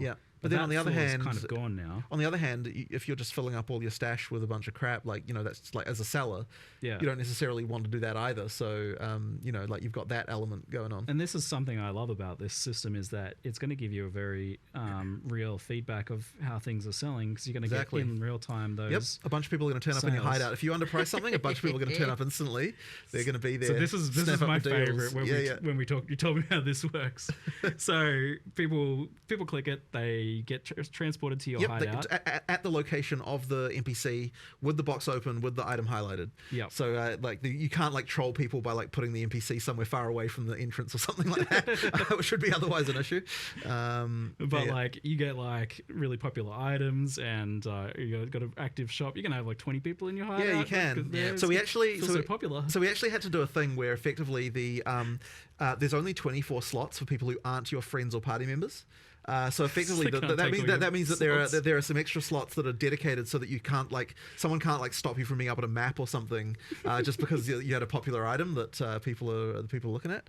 So we pre-thought of that one at least. Like I am sure that there will be other random trolls that people will discover as a way to do this, and we'll have to iron them out. But one we did think of immediately, of course, because it was really obvious, is like once you've set a price on an item, put it in your stash, there is a cooldown on being able to take it out again, just to give people a chance to can't be sitting there going, oh my god, too many people are joining. Remove it again, right? It has to be put in. And I think it's even got a thing where it refreshes the cooldown when someone joins. So that's the kind of thing you need to be thinking about. So once again, I'm sure there'll be exploits or like stupid shit around this that people work out. But you know, we at least thought of the really obvious ones. It's going to be a really like physical, tangible way to like learn the price of things. Like, because you can put a bunch of stuff there, no one's coming to your hideout. If there's a lot of people standing in your hideout, you know you're probably doing things right. Right.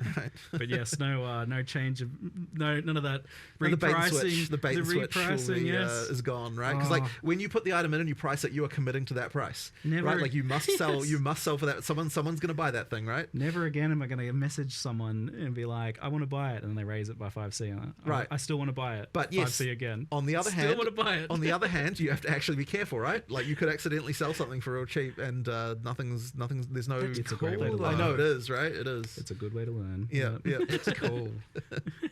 So it's almost like a big fear for doing this, apart from the item acquisition part, which is like the economic side of things, was the losing the player interaction side of things. That was often mentioned, memed about a little bit. But funnily enough, this is actually increasing it more than messaging people. Yes. Because they're coming to your hideout. Like there's going to be that kind of like presence of they get to check out your kind of like garage sale that you're going on. I love that. It's also like put your display cases there. Yeah, exactly. Put your cool hideout decors and so we're going to be adding a new hideout decoration that's effectively a set of security guards. And so people in your party, they'll let you through, and people not in your party, they won't. So you can have a little trading. Yeah, you can have the VIP area of a hideout. The VIP area where only the people with some class. It's gonna be funny. Only people with class are allowed in there. Oh my god! So you can sit behind your security, just watching all of them. There's so much fun stuff you can do with this. I love it. But never before would I have like looked through a seller's like other listings. But now, like, a lot of time I'm just going to go there and buy the highlighted item. But if they were silly enough to sell it for that cheap, what about their other items? What are their other items? But even stuff like the 5 things. Even stuff like you can see the tab names on the other people, right? I'm pretty sure you can. Yeah, so you're like getting the nice organization and like colors scheming and everything, right? So that people can, people's ASCII art. Yeah. So that'll be a nice one too. No, I can't wait to look at all the fails tabs and find out. Jeez. Okay. what No, I've- I think because I think we have to add a reporting system for it. Unfortunately. So, probably should. yeah. I was just excited to log in, just to have that. You wake up in the morning, you're like, What have I got? What did I get? Before work, go run to your Yeah, computer, what just currency quickly did I log in, get while I and, was then you asleep? get nothing, and you're like, oh. Yeah. I like the idea of even just like popping into your friends lists. Yeah. Like hideouts Yeah. are doing it too, like just browsing what cool items they got. Yeah. It's like far more like physically a thing that you can do now. It's like, oh, it's really exciting. But yeah, there's so much unknown variables there. Like, what is this going to do to the economy and the item acquisition process? Well, Like, thankfully, you can't go back now. Thankfully though, we are still in the early access economy, right? So even though all the stuff will be kept, Yeah. it will be separated from the eventual economy we get at full release. And Yeah. also, thankfully, we get to test it on PoE 2 before we look at putting it into PoE 1. So we get a chance to. Someone's phone calling me. That's not good. Before we get a chance to. Before we have to commit to that for PoE 1 and so we can get the balance right, we can get all the details right. But like, I am almost certain that it'll have to go into PoE 1. Like, there's no way people won't. Oh, that's good to hear. It'll have to go. But No, but at least we'll get a chance to kind of assess the how the economy shakes out and kind of make some adjustments if we need to, before we have to worry about that. Looks like there's some extra chat questions about this. So one is a concern about bots sniping instantly with the system. I mean, that's the point, right? Is like, Ultimately that. well, I wouldn't say it's the point, but ultimately yes, it's a thing. But then it already is kind of a thing. Like there's already stuff that I don't honestly know goes on with there. that So really changes too much, Yeah. I guess. Yeah. yeah. Because we were talking last night, I think, a fair bit about arbitrage and Right. how this kind of stuff plays out. Yeah, The yeah. gold is a bit of a deterrent. The gold is the yes. deterrent, right? It'll yeah. stop the bots ideally. To some degree, for sure. Right. Yeah, you can only snipe so many items, but you got to put the actual hours in to Right. be able to do that. And often those sorts of bots kind of profit off low margin trades, and Right. low margin trades delete your gold. So Right. yeah, Exactly. And So there's less incentive to flip. another interesting note that came up in our earlier discussions about this, it sounded like you didn't really need to make gold costs really high for rare items, because I was like, oh well, tier 1 uniques like cost 1 billion gold. I was like, apparently not. No, not really, because by the time you get to the high, like the top end of things, then that stuff is already the most expensive stuff. You don't really need to have the inflation like that kind of like the descent of prices that you get that'll happen up there. So you kind of in the end the prices for uniques they don't have to be that extreme. Yeah. But what the thing to note though is that the prices are a multiplier per level of what the shop prices are. So we do actually have shop prices for all the uniques now. So if you sell uniques to the vendor, you'll actually get more gold now than you did before. Just as a side note, There's going to be some kind of exploration of which golds are like not worth trading but worth a lot of gold. A bit like the dust in PoE 1, I imagine. maybe, maybe. Yeah, it's also worth noting that the this tab only sells stuff not in the currency exchange. Yes. Right. So okay. you can't sell a chaos orb in there. Would just be awkward Yeah, to do. I yeah, think, exactly. anyway. Well, Currency exchanges for fungible, stackables, stuff that isn't modular, and then the rest goes in here. So it should be that every single other tradable item is in here. So we had the kind of discussion in the past about like whether maps would get somehow made to work with the previous system, but now obviously that can just be done through this, right? Like those sorts of items that are a little bit variable but might otherwise be considered a kind of currency can go there. So if this goes well, do you plan to remove like old systems of trade or anything like that? I don't think we can, because fundamentally, like we have sold premium stash tabs. They had the functionality they had. Removing the old system, that would be bad.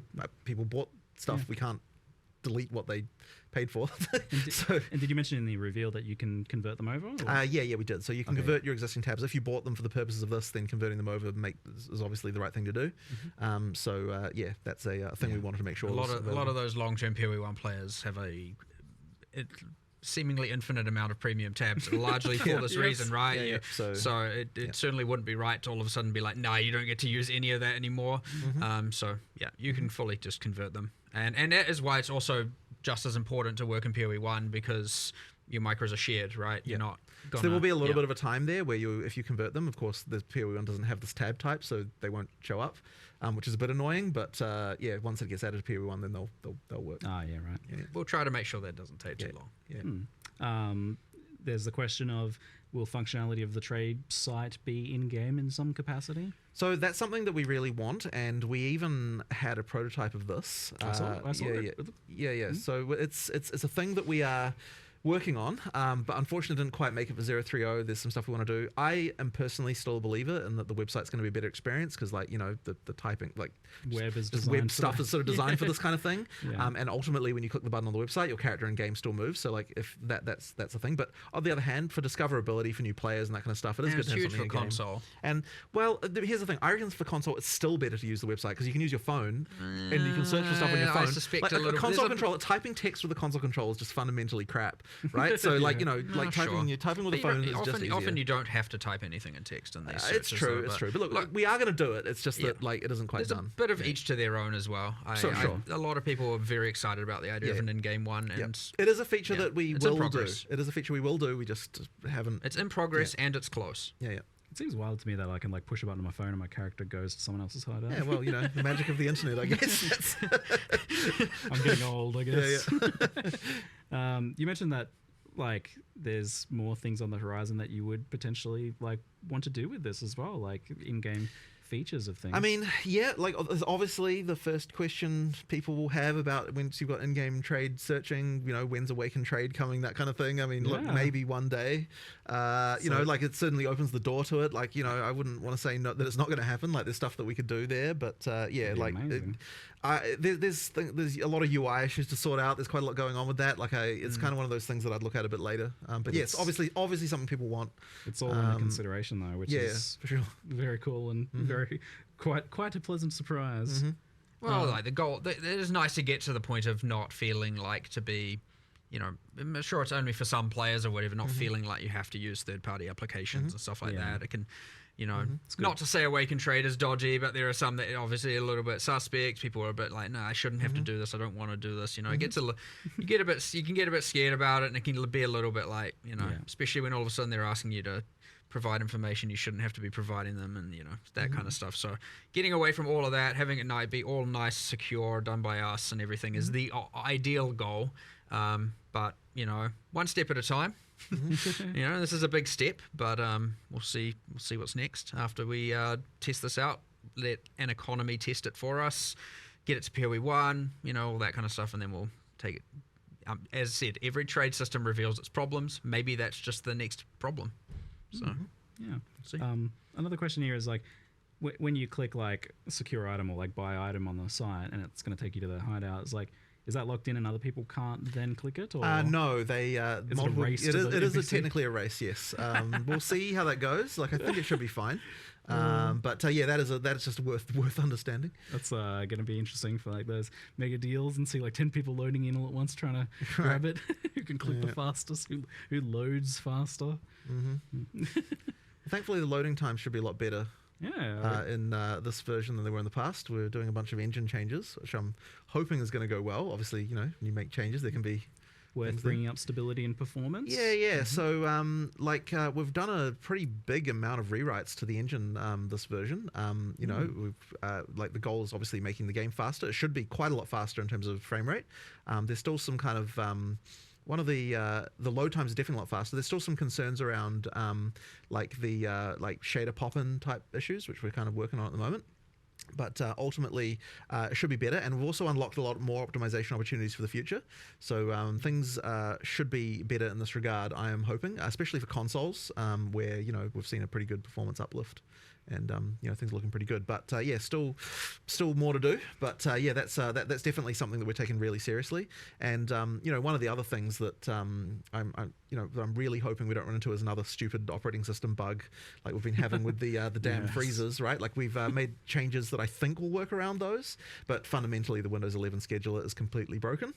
So you know, ultimately we just kind of have to do what we can there. How fun for you. Yeah, I know, it's very annoying, but that's the just the life, unfortunately, of a game developer to deal with that. But yeah, the hopefully the full OS freezers will, like we basically managed to fix them for almost everybody, but they were still happening to a few people. So I'm pretty sure we should be sorted out now. Yeah, and the EU servers and things like that have been right. So that's the other thing, of course, hammered. is all the DDoSing problems and everything like that. So yes, that's been a huge focus of our server guys. They've been working pretty much non-stop on trying to deal with that problem. So effectively, what we've done is we've actually retired some server hosts that just weren't able to be sorted out. We've got a lot more anti-DDoS protection stuff going on. We've been working on that. It's been a huge amount of work to get it to the point. But effectively, as we go into this free weekend we're about to do, it's huge. we made sure that every single server provider that we have is armored up, that we've got things like in place for it. It does mean that there's a couple of locations that we couldn't find an adequate solution for that had to get cut, but we've tried to make sure there's other options with just almost as low latency nearby, and overall things should just be significantly improved over what we've had in the past. So yeah, it's really sucked that the previous launches have been so decimated by this stuff. So I'm hoping that it will be a big improvement for that stuff. Are you feeling nervous for that free weekend? Certainly it's a concern. I mean, one of the big things we've been doing recently is we've been DDoSing ourselves to test that the actual DDoS stuff is working. We never did that in the past. We just kind of relied on on whatever the solutions people had. But now we're like, okay, when we do this type of DDoS against ourselves, this one doesn't work, this one does, that kind of thing. So that's been a thing. It should be fine now. But free weekend, there's a lot of players we could potentially be getting here. We need to make sure that we're up for the challenge. So but then at the same time, part of the reason to have a free weekend in the first place is in fact to test that all that stuff is good. So I'm hoping it'll be all right. Speaking of new players, how do players onboard with the new trade stuff? Is that introduced in some way that helps them figure it out? Because it was never really the case that people were explained how to trade. To be honest, we haven't really had any time for tutorialization and this stuff. So is it something you want to do? Honestly, I have to see how it goes. We'll have to see for that. But yeah, it's to be honest, right now we don't even have a sprint tutorial in. It's been we probably need to get that in there at some point. But the focus right now is get the features working, get them good, get the people testing them, and then we'll get we'll make sure that we've got the onboarding for that stuff. We'll circle back into a big. What do we need to tutorialize again? Maybe a zombie chase you at the start of the game or something. I don't know. I have to think about that. See, the harsh reality of tutorialization is unless you put a big red wall in front of the player and say, no, you have to learn this. Which you've literally then they literally won't. So, I always appreciated the kind of lighter tutorialization. I do as well, but sometimes something that's so important. Tutorializing the trade system will be a little bit more intuitive and easy, at least for the sake of purchasing. Once we have an in-game searcher. I would have even said to do it before because it didn't. It's you go to this site and do this. But also, if the tutorial tells you to go buy a microtransaction, it's probably not the best thing in the world. But for purchasing, right? Ultimately, once we've got the in-game version, it's way more easier to tutorialize that because then you can be like, look, here's the place where that is. So. Okay, that makes sense. Kind of on the economy thing, I can't stop thinking about it.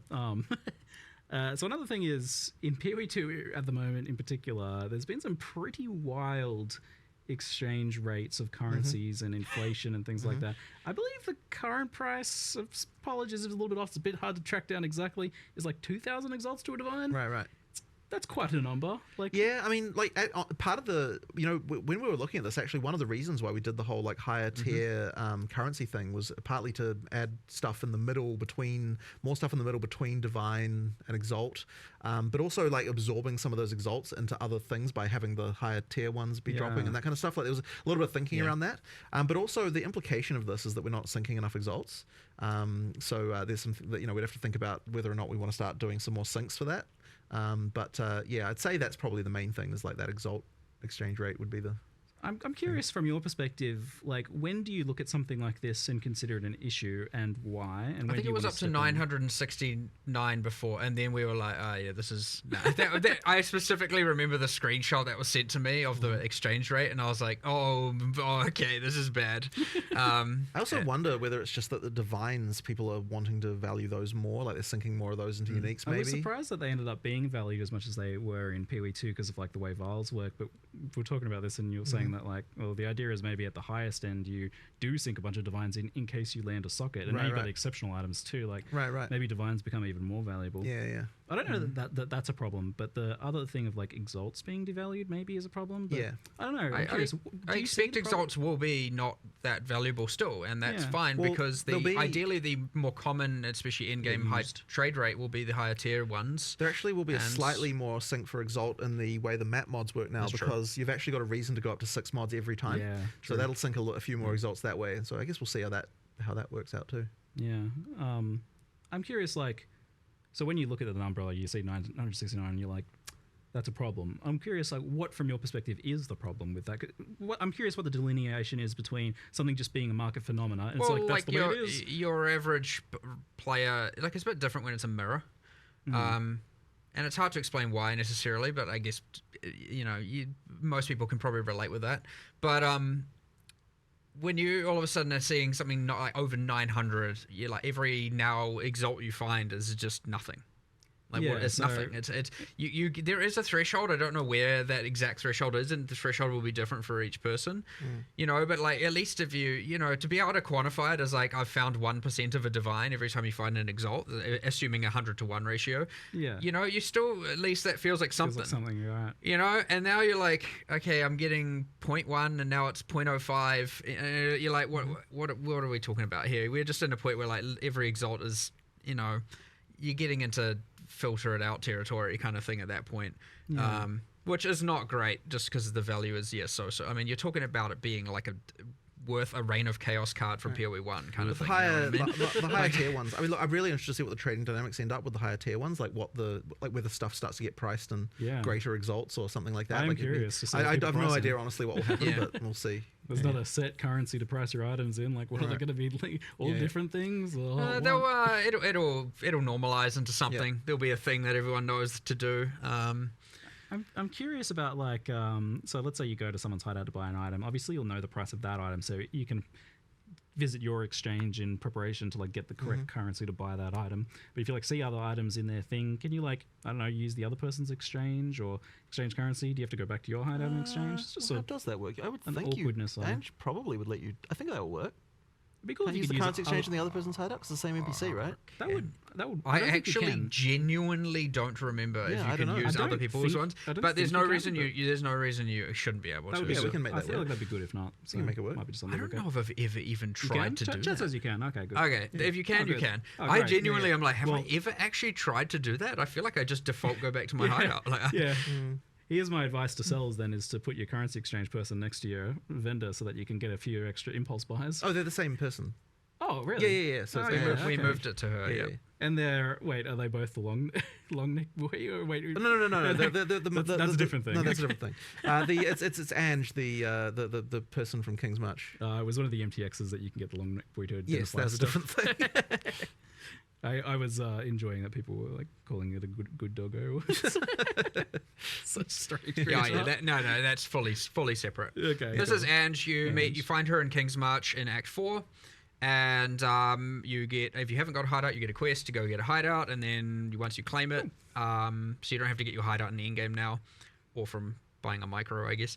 And now you get it in Act 4. She's there straight away. You can immediately engage with both systems. So before we had like currency exchange on all the NPCs and all the towns. I actually think we might have kept it there just on random NPCs in the interlude and stuff, just so that you don't have to go to your hideout every time. I'll have to check in on whether or not we did that, but eventually, Ange will just handle all of it. So this means you don't gain access to like item trading until the same time as you would gain access to the currency for the first playthrough in the league, yes. Yep. Okay. But the subsequent playthroughs, you can. Yeah, that makes sense. Great stuff. Something I wanted to bring That's actually not true, by the way. Subsequent is not the case. Oh, really? Because otherwise, you have an advantage over new players. Technically. No, but subsequent in the same league. In the same league. Yeah. Per league, you have to. You have to have fair ground with new players and existing. Yeah. You have to unlock it at the same point in time. Yeah. Okay. Yeah, within the same league, completely fine. Yes. All right. Something that I wanted to bring up as well was build diversity. That's a thing. We talked a lot about like how there's a lot of buffs for the other archetype stuff. So that's obviously going to be helped by that. But I'm curious, like, your thoughts on like the point if Lightning Spear is 46% of the top 1,500 players, I think it was, or 15,000 players, or 75,000 or something, whatever the number is for PoE Ninja. So 46% is pretty big. I don't know that we've ever gotten that high. Maybe with we Spectral did Throw? Legion League Cyclone. Cyclone. 50, Maybe Spectral Throw. 51%, I think, of Cyclone Slayers. Yeah, okay. Or something like that, yeah. It was like, so maybe... So we're not quite there. 1 or 2 other time. Not quite there, but obviously It's that's just as bad. It's just as bad. To be fair, that's... Oh, I'm only counting one class there, actually. Lightning Spear is across many classes. So, maybe it is the worst it's ever been. Because that's just the skill gem itself. Across both games, yes. True. Well, either way, it's bad. So yeah, I'm curious. Like, at what point do you feel that's like a problem? It's obviously a problem for now. what duration is that a problem? Yeah, obviously. But like, what's the point at which it does start to feel like a problem for you guys? And when do you want to even like address it in the next league versus in the current league? Because that's obviously a difficult thing to do. The mid league nerfs. Like, people say they want them, but like the reality is that we get crucified for them. Absolutely crucified. Like,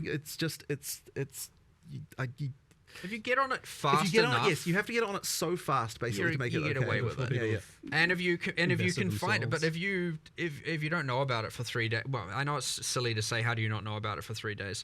If you like misinterpret the severity of it, for example, and everyone starts doing it, you're like, oh no, it seems kind of fine, and then boom, out of control, and like it's now been even 1 full day, you can have a lot of the player base completely pivot. If that happens on a weekend.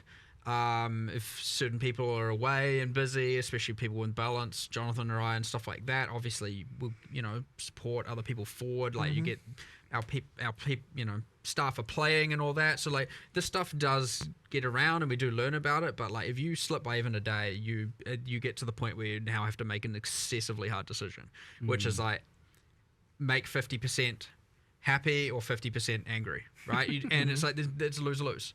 And so often, and sometimes you make the wrong decision. It happens.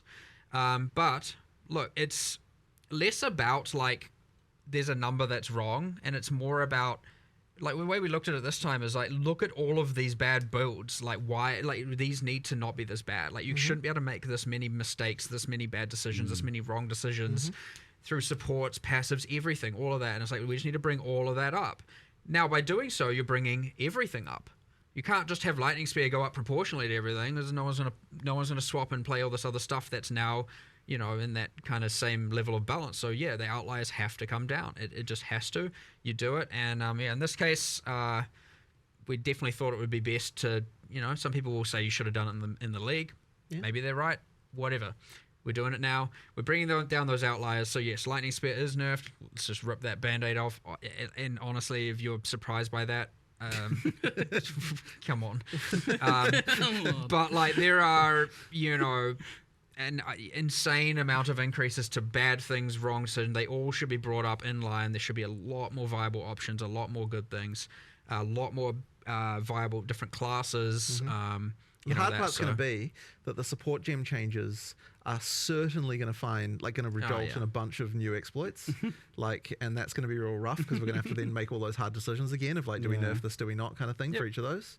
You eventually get to a point of stability, but when you're adding this much and having to change this much, you're going to have a number of things still go wrong, a number of things still be abused, and we will try and stay on top of them, and we will try, but there'll still be some stuff I'm sure we'll have, and hopefully it's not 47%, and hopefully that number's less. And over the time you get more stability, more equality in the classes and the balance and the different skills and all of that. And but it's mostly honestly important to not just be like, I want to play a caster, and then you go and later find out that you picked the worst class in the game. And sure, there are still some builds within that are you could say competitive to some degree, within some threshold, but it sucks to learn that like you get to level 65, which for some players may have taken tens of hours, and then you're like, oh, you're telling me I literally picked the worst class that no one's playing, and I could have just been throwing a Lightning Spear this whole time and doing 5 times more powerful. That is a real terrible feeling to have.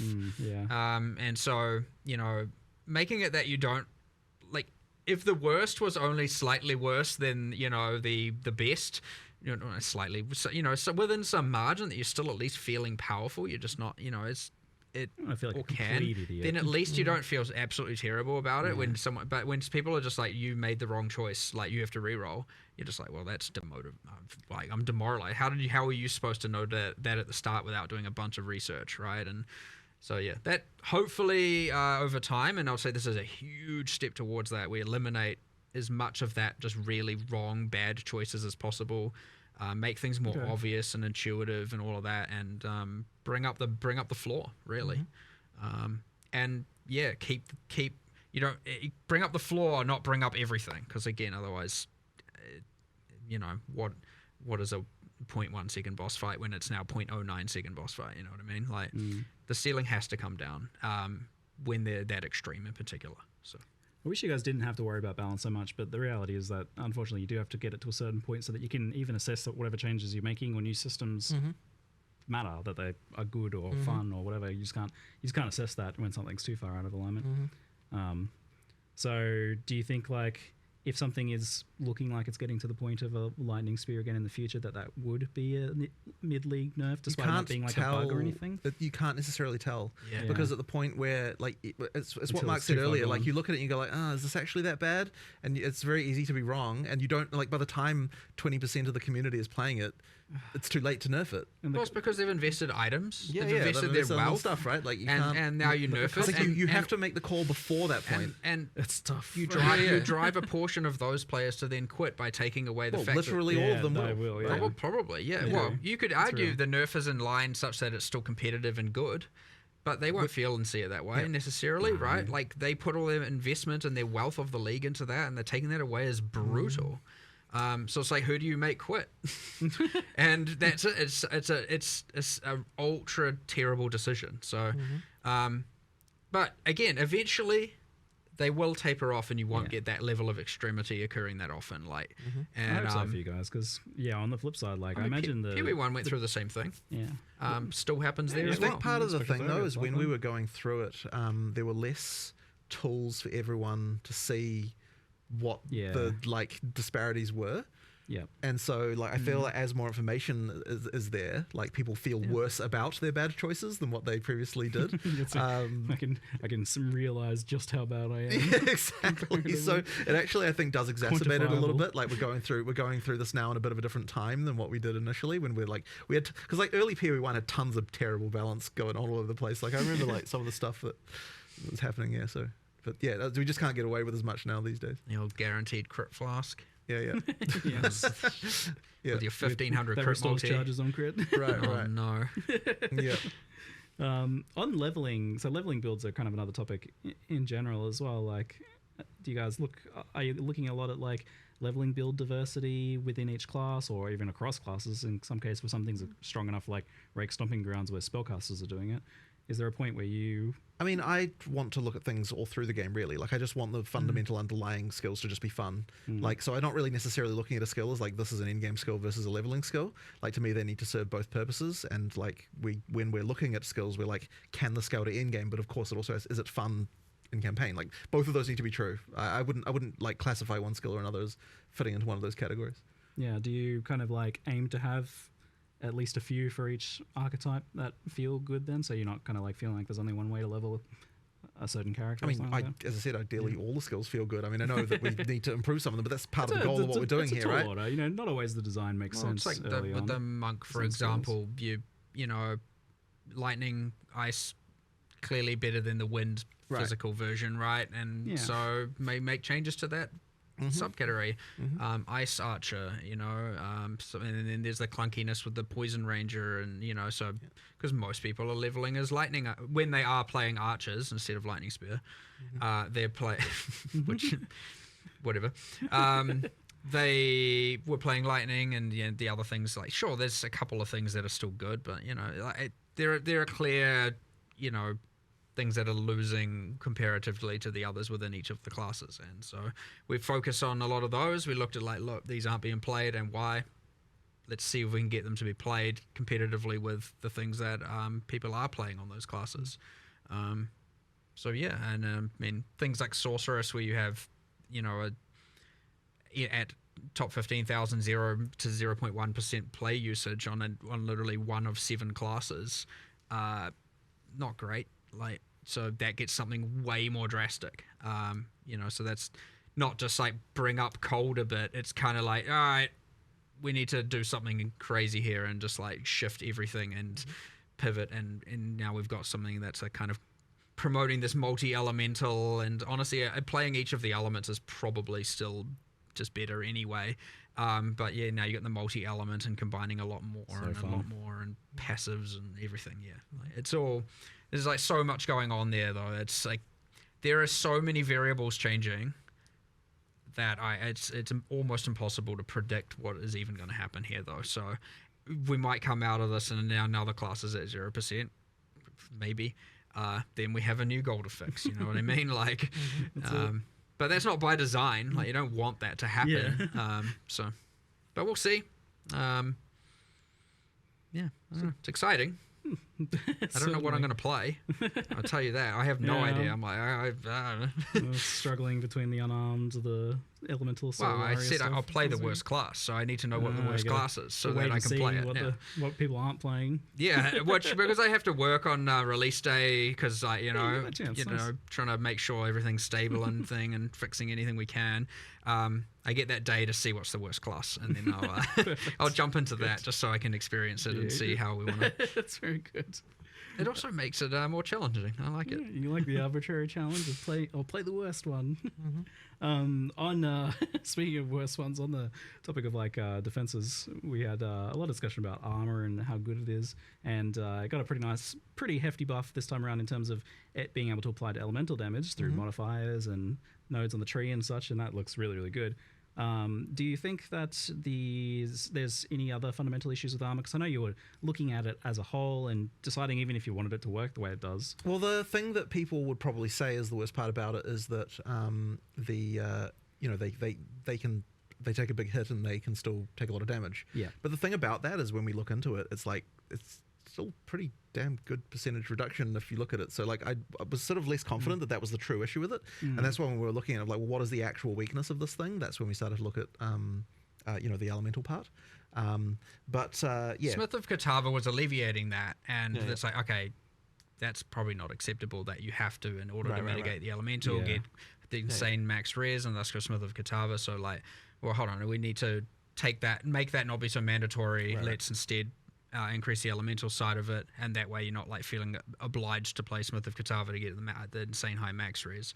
That's like, one part of it for sure. I wouldn't say that we have like another like, there isn't more that we know we can do to armor right now, right? Like it's like we need to see how this plays out and see what happens, and then we'll know whether or not there's still some issues that we need to address. And obviously we had the issues where like energy shield, like even just running hybrid was crazy with convalescence and use and a bunch of stuff there. So we've had to make some changes around that as well, bringing that back a little bit, buffing the others. And so there's lots of changes around all of this. And next in the triplicate then is the energy shield. It's a challenging one because it's difficult to make it not just be blue life and be better life in some cases as well.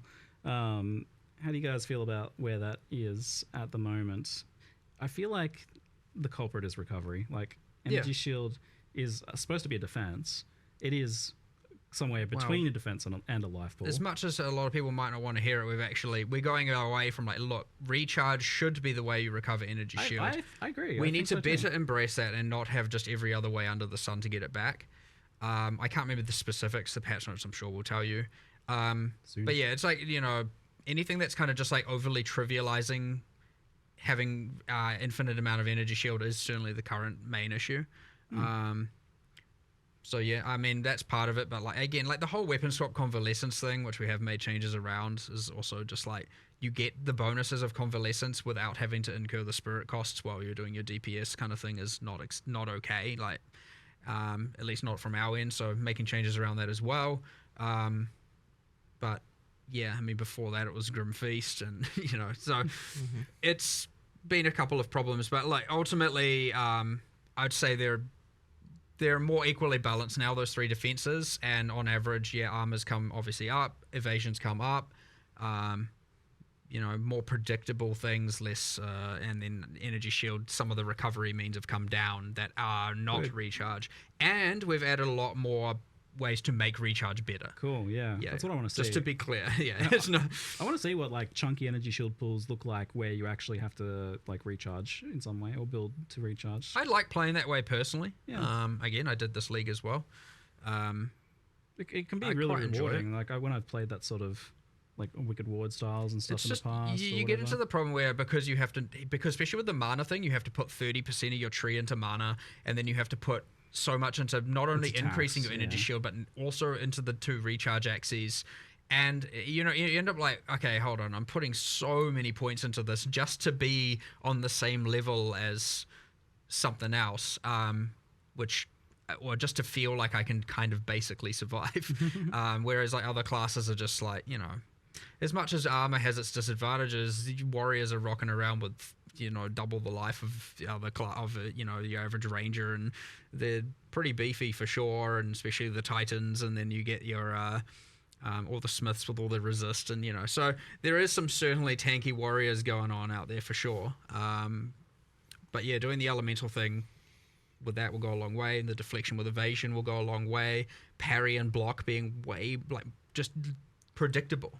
It's huge. You don't have to go like, is that so blockable? nice, that change. I don't know if that's blockable. No, it wasn't blockable. I'm dead. It's kind of lame. I do find myself, you see, didn't do that with evasion though. Like the guys that slap with statues, for example, those guys will still hit you as evasion, right? Like guaranteed.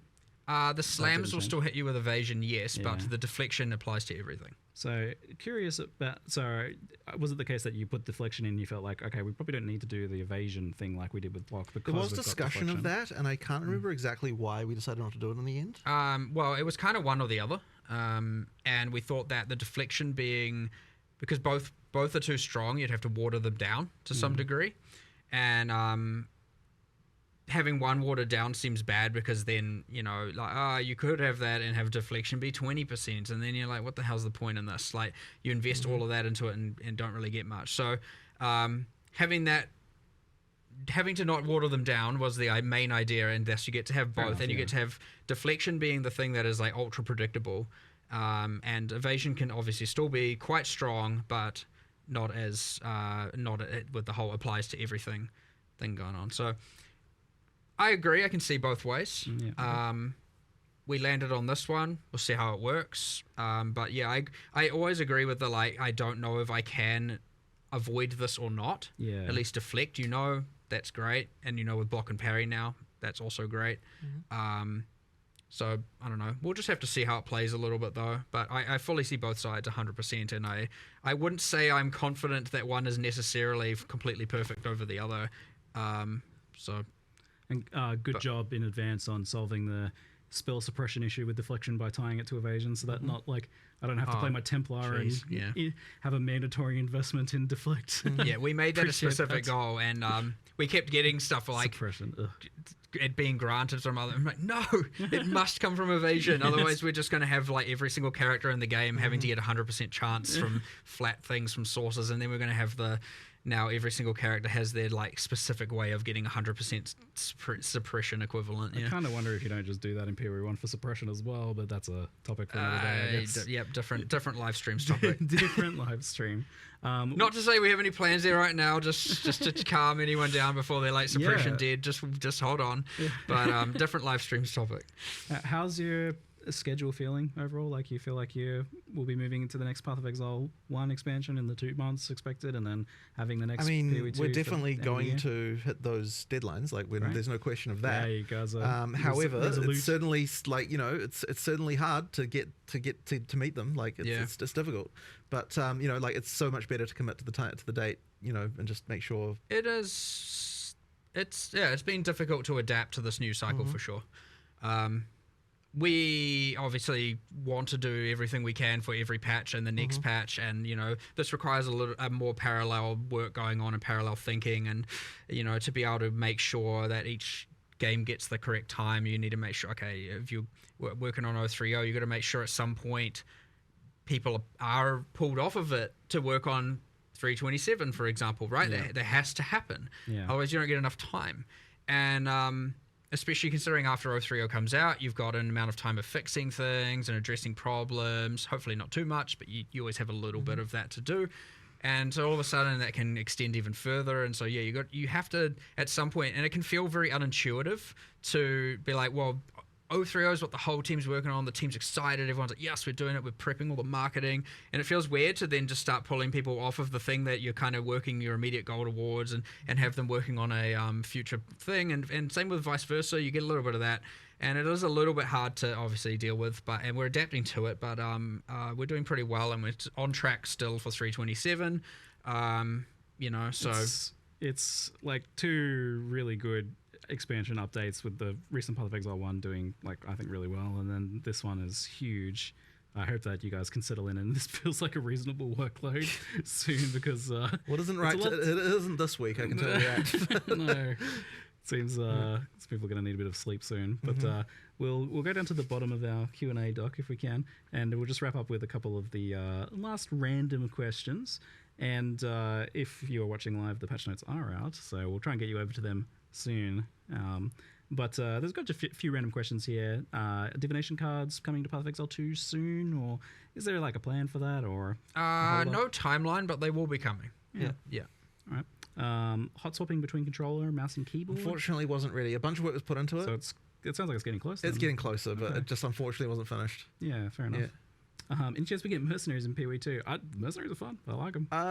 Not anytime soon, I would say. That's more of a later thing, I would say. Later thing. Yeah. Because they do it's a big thing that's just always going to be there potentially, and that's skewing how you build characters. Yeah. They have a lot of impacts. The mercenaries, they do a lot of things, curses, and utility and stuff like that. It's a big one. But did you like how they played out overall in PoE 1? Well, I mean, as allies, in many ways, yes. There's a few elements I don't like. Again, it's pretty weird. I don't know how much detail to go in talking about this when we're talking about PoE 2 context, but there are some problems of. I don't like that you just end up putting uniques on them and it has minimal consequence in terms of their survivability. I don't like some of the, I'm not entirely happy with the Doriani's prototype kind of situation. The combat with them itself, it's you insta-die or they insta-die is often what happens. Not great. So that's the kind of thing where if we were to do it in PoE 2, they wouldn't just be recycled character skills and recycled character animations. It would be a lot more consideration. Well, even if it was, at least we have new animations. So you'd have a lot more telegraphing, a lot better fights. It'd feel like actual skill fights as opposed to just what is this ruckus going on right now? So there's ups and downs to it, and I'm not saying any of that will necessarily drastically change even within PoE 1 or when, but there would be things I would want to do, because I would say the combat of fighting them in PoE 1 is not meaningful. It's very much who dies first, and you don't even necessarily know why. So, but overall pretty fun. Overall pretty cool. Big change. Very cool. Yeah, genuinely pretty happy with how it turned out. To be honest, just a few bits and pieces that need some improving for sure. Cool. I wouldn't want to add them to PoE, something like that to PoE 2 that has such an impact on character builds when we don't even have a good stability within the build diversity and the build structure. I would say that kind of thing comes once once you've figured your stuff out, you know what classes are at a baseline, then you can add a lot more of that. 8 years or so maybe. Yeah, well, hopefully not. Hopefully, we're not too far away from that being in a much better state, but these things are endless. So yes, that's it. We'll see. Here's a funny question: can you sprint on a rower mount? Does the rower sprint? So there actually was a plan for that, The but rower is currently it's not sprinting. The rower is currently faster. That's but right. It slows down a little bit when you're shooting. Yes, that's right. I remember that. Not slower than normal run speed. Yes. Yeah, okay. So it is inherently faster than base run speed, but when you are attacking on it, it slows down. To the old speed that it was. Yes, so it is more competitive. So that it is more competitive. So rower is faster, yeah. But you can spec out. You can I believe spec out of that penalty even, and then you can. It kind of is so that when you're just running, it's more comparable to sprint and movement skill usage and stuff like that. Yes. So it's just it's faster. That's all there is to it, really. Does the sprint work with blink? You teleport and start sprinting the same way that you it won't. Yeah. I don't think it will. You can, but it won't resume sprinting straight afterwards. I believe if you sprint, blink, Am I wrong about that? I feel like I was trying this literally yesterday. What do you mean? Sorry. You don't just like blink and keep sprinting. It's a different action. It's an end there's an end animation to it. You'd have to go back into a sprint. So No, but it does work where if you hold down and then you blink and then afterwards it sprints, right? Isn't that how it works? Oh, in that regard, I think it is. I would hope so. Yeah, yes, no, that's how it works. yes. Yeah. Sorry, I thought you meant you were sprinting and then you blink. No. It goes back into you hold it, down, you blink, you go, you sprint. That's you know, how it works. I could be just entirely wrong about how that other thing we'll works. see when it's live. I was doing it yesterday, I thought it was like, yeah, I understand why it's like this, but ignore me. I was probably just wrong. No worries. Does the elemental damage mitigation from armor apply before or after resistances? That's something we had to- Isn't it before? Wait, so hang on. So you and for us smooth no. brains- You resist first and then you mitigate. I with don't armor. remember. I'm pretty sure it's that way It's around. the I'm one pretty that sure. means the values have to be higher, so which means it's the order in where it's the less effective one, so because the values are quite high and juicy as a result. Yes. Oh, okay, so in that case it will be. I think it's pre. In that case, it's you armor pre-mitigation. first, then resist. It will be. Then. I think that is what okay. it is. Yes. I love it. Fantastic reveal. I'm very excited to get into playing it. Thanks for spending a solid 2 and a bit hours chatting Q&A here. Very fun. I felt like half an hour, honestly. Yeah, so I good. feel like I could spend another hour or two just talking about economy from like the impacts of the trading stuff is fascinating to me. I can't wait to see how It was that our plays first out. Q&A where we didn't hold the patch notes hostage. Yes, they had a That's a big preset change. time. Yeah. I think that helped. People went like, "Stop holding them hostage." Yeah. They're just coming out when they're coming out. So we'll leave it there for now. Thank you very much, Jonathan. Thank you very much, Mark, and thank you all for watching. Yes. See you later. Thank you, and thanks everyone as well. Yeah. See you later.